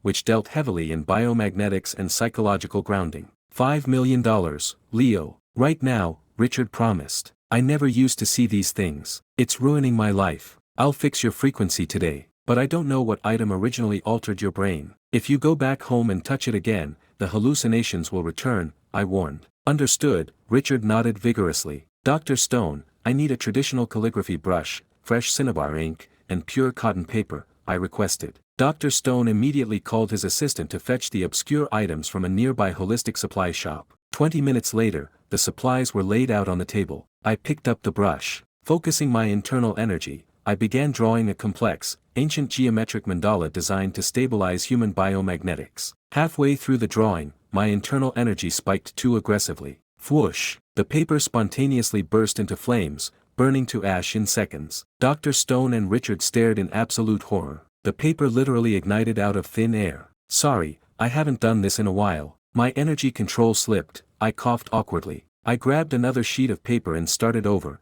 carefully regulating my output. This time, I successfully completed the mandala. The red ink seemed to hum with a faint, imperceptible heat. Richard, fold this up and keep it in your breast pocket for 3 days. It acts as an electromagnetic grounding rod. It will realign your brain's frequency. After 3 days, you can throw it away, and you'll never see another ghost again. I handed him the paper. And for the record, even if you do see them, they can't physically hurt you. It's just light and magnetism, I added. Richard clutched the paper like it was the Holy Grail. They might not hurt my body, but they were destroying my sanity. What is your account number, Leo? I gave him my routing info. 30 seconds later, my phone pinged. A $5 million wire transfer had cleared. You aren't even going to wait until tonight to see if it works? I asked, surprised by his immediate payment. I trust Dr. Stone's recommendation. And after watching paper catch fire from your thoughts, I believe you, Richard said seriously. You don't need the hospital anymore, Richard. You can go home, I said, turning to the door. Please keep my involvement confidential. Thank you, Leo. Richard bowed his head. Dr. Stone escorted me out, grinning ear to ear. Richard, congratulations. You're finally cured. He turned to me. Leo, you are truly a miracle worker. Are you absolutely certain you won't take a job here? Positive, I laughed, walking back to Robert's room. Chloe and Roxy were chatting animatedly when I walked in. Everything go okay? Chloe asked. Handled it, I nodded. Robert, get some rest. I'll have Chloe text Roxy the herbal recipe tonight. Drink it twice a day. We said our goodbyes and headed down to the parking garage. Leo, you're an amazing guy. I'm sorry I ever doubted you, Roxy called out as we left. But I still think Chloe is too good for you. I rolled my eyes. Don't listen to her, Mary smiled warmly. You two are perfect for each other. As we drove home, Chloe looked at me curiously. So, should we hire a maid? I asked casually as I merged onto the highway. Chloe frowned. Leo, you literally just left the room for 30 minutes. Did you make 10 grand or something? Think bigger, I laughed. What? 100 grand? 5 million. Chloe stared at me, completely speechless. $5 million, in 30 minutes, the patient is a top 50 Forbes billionaire. To him, 5 million is like me buying a cup of coffee, I explained. Chloe nodded slowly. If a doctor could guarantee a cure for her grandfather's chronic pain, her family would gladly pay 50 million without blinking. So, about that maid? I nudged. Do you not like my cooking? She huffed playfully. Your cooking is amazing, but you run a massive startup. Cooking after a 10-hour workday is exhausting. You shouldn't have to do chores, I said. Chloe smiled softly. Cooking relaxes me, but I hate scrubbing floors. If you have the money, we can hire the building's luxury cleaning staff. They come every other day, but it costs $10,000 a month. 10 grand a month just for cleaning. That was more than double my old corporate salary. Done. I'll call management tomorrow, I agreed. Leo, if your medical skills are this absurd, why were you working a minimum wage desk job when we met? Chloe asked, genuinely baffled. I didn't know I was a genius until we got married. I guess being around you unlocked my potential, I grinned smoothly. Liar, she rolled her eyes, her cheeks flushing. It was basically the truth, but I knew she'd never believe the system existed. Richard Sterling walked into his sprawling, $120 million waterfront mansion. Welcome home, Mr. Sterling, the two live-in maids greeted him nervously. Evening, Richard nodded, heading straight for the master suite. He had bought this estate years ago, but he rarely slept here. Every time he tried, the terrifying hallucinations returned. He essentially lived in his corporate penthouse or hospital suites. Let's see if the kid is legit, Richard murmured, changing into his pajamas. He lay in bed, staring at the ceiling. The heavy, suffocating dread that usually blanketed the room was completely gone. He felt grounded, peaceful. An hour later, Richard fell into a deep, dreamless sleep. He woke up the next morning as the sun streamed through the windows. He stretched his arms, feeling more energized than he had in 5 years. It's gone. I didn't see a single thing. Richard laughed out loud in pure joy. The kid is a literal god. He immediately called Dr. Stone to get my personal phone number. Ping. I approved the friend request on iMessage. Leo, you are a miracle worker. That was the best night of sleep I've had in half a decade. The problem is completely solved, Richard texted. Glad to hear it, I replied briefly, putting my phone down. In his mansion, Richard stared at the 3-word reply, slightly taken aback. Billionaires and politicians usually bent over backward to text him paragraphs of flattery. Leo's complete apathy toward his wealth was refreshing. He's a true master. He doesn't care about money, Richard thought. If I'm cured, I don't really need this mansion, Richard mused. He had bought it trying to escape the hallucinations, but the bad memories of the ghosts were tied to the walls. I should give this house to Leo. Richard's logic was ruthless. $5 million paid for a single cure. But gifting a $120 million estate to a 23-year-old medical god secured a lifetime of favors. If Richard or his family ever contracted a terminal illness,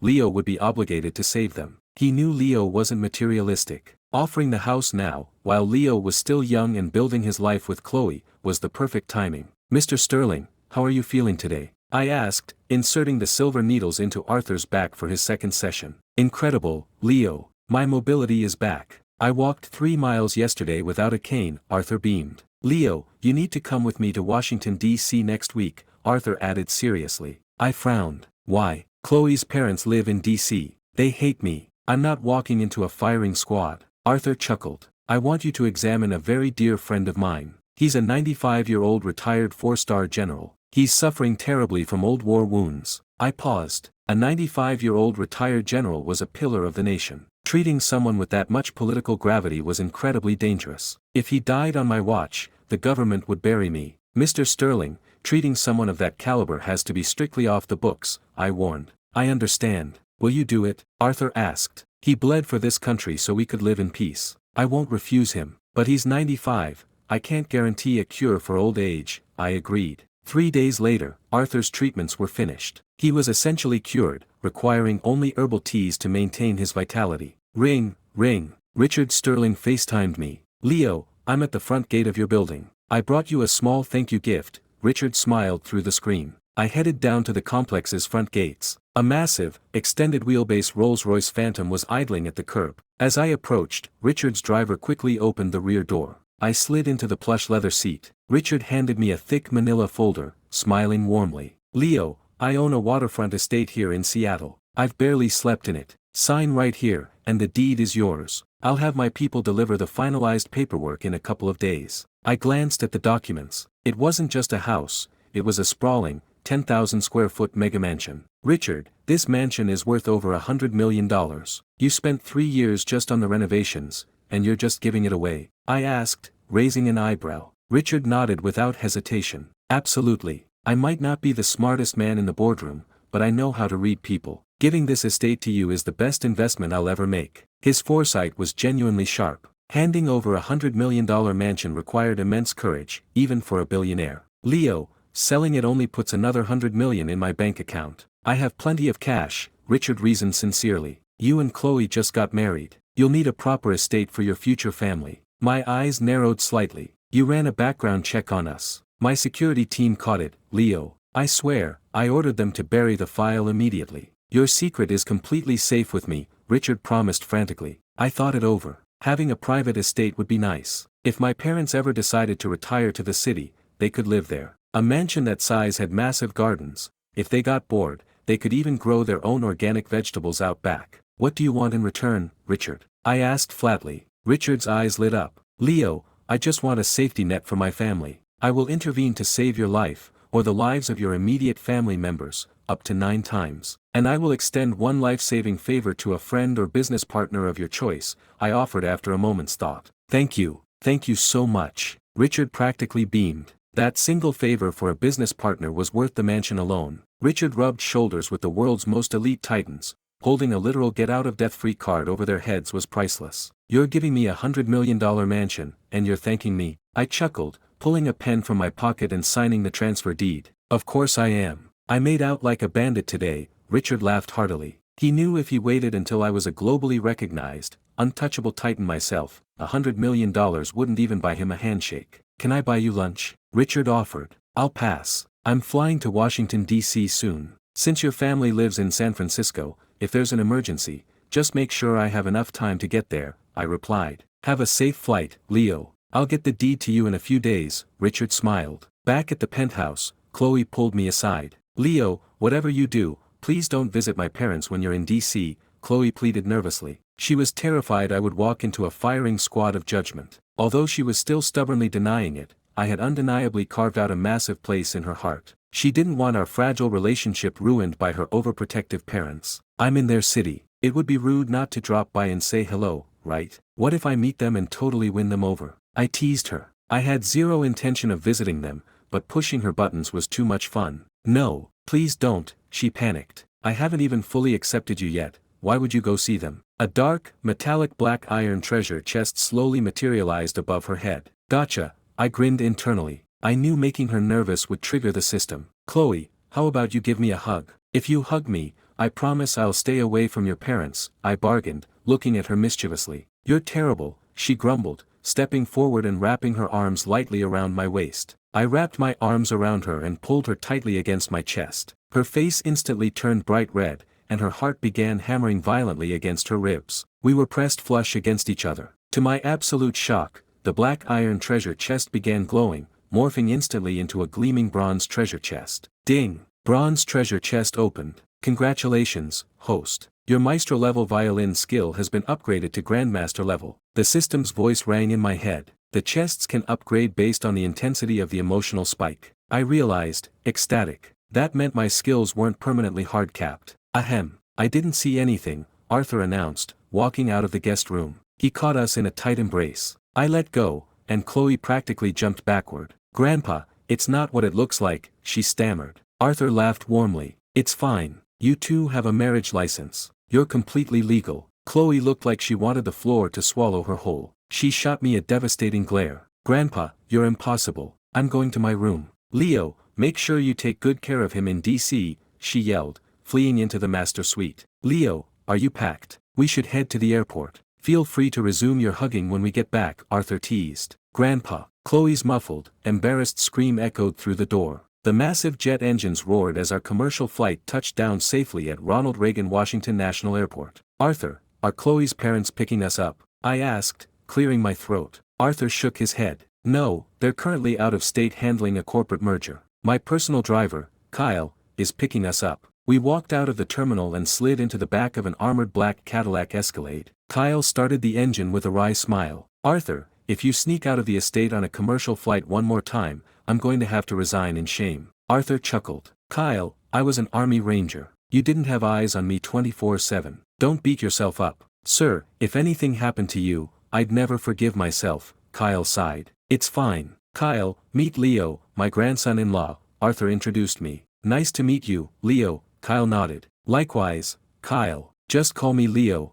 I smiled. Arthur pulled out his phone and made a call. Arthur, you're in D.C., an exhausted, trembling voice answered. If you have time, come see my father. He doesn't have much time left. Arthur's face fell. What happened? General Sullivan was doing fine last week. He took a bad fall, the man whispered. Arthur went dead silent. For a young man, a fall was a bruised knee. For a 95-year-old veteran, a fall was a death sentence. I'm on my way, Arthur hung up, rubbing his temples. He had brought me here to cure his old friend, but a severe fall at 95 meant my chances of success just plummeted. If General Sullivan died right after I treated him, the political fallout would be catastrophic. Arthur was suddenly terrified he had just dragged me into a lethal trap. Kyle, hit the gas. Get us to Walter Reed National Military Medical Center, Arthur ordered grimly. Yes, sir. Kyle expertly maneuvered the Escalade through the DC traffic, pushing the speed limit. An hour and a half later, we arrived at the heavily fortified gates of the elite military hospital. Armed guards verified our credentials before letting us onto the campus. Leo, this facility houses some of the most powerful people in the country. Be very careful with your words, Arthur warned me quietly. Understood, I nodded.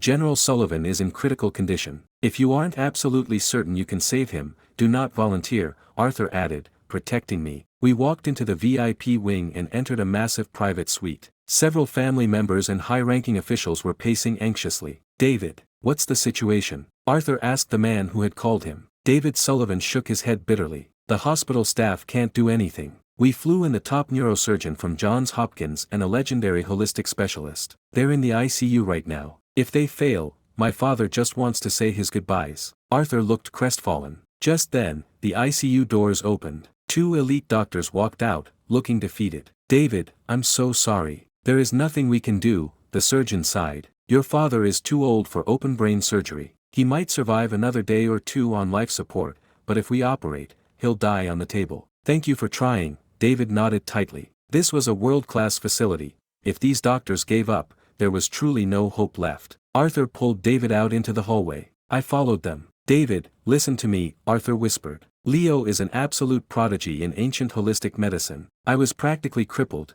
and he cured me in a few days. Do you want him to try? But I have to be clear, he's my family. If he tries and fails, he carries zero liability. We keep his identity strictly confidential. David looked at me, utterly shocked. He thought I was just Arthur's young assistant. Leo, please, David begged. Arthur, you have my word. We won't blame him. David immediately escorted me into the heavily monitored ICU. Arthur, are you really cured? David whispered outside the glass. I'll be fully recovered in a month, Arthur promised. Inside the room, I stood over General Sullivan. The old man was barely conscious. I pressed my fingers against his wrist. Within seconds, my Grandmaster diagnostic skills painted a perfect picture. The fall had caused a slow, steady hemorrhage near his brainstem. He was lucid now, but the pressure would put him in a permanent coma by tomorrow. Dr. Vance, here are his scans. The bleeding is localized near the brainstem. An attending nurse handed me an iPad. I can cure this, I said calmly. The nurse froze. You can cure this? Bring me a specialized, 12-inch silver surgical needle,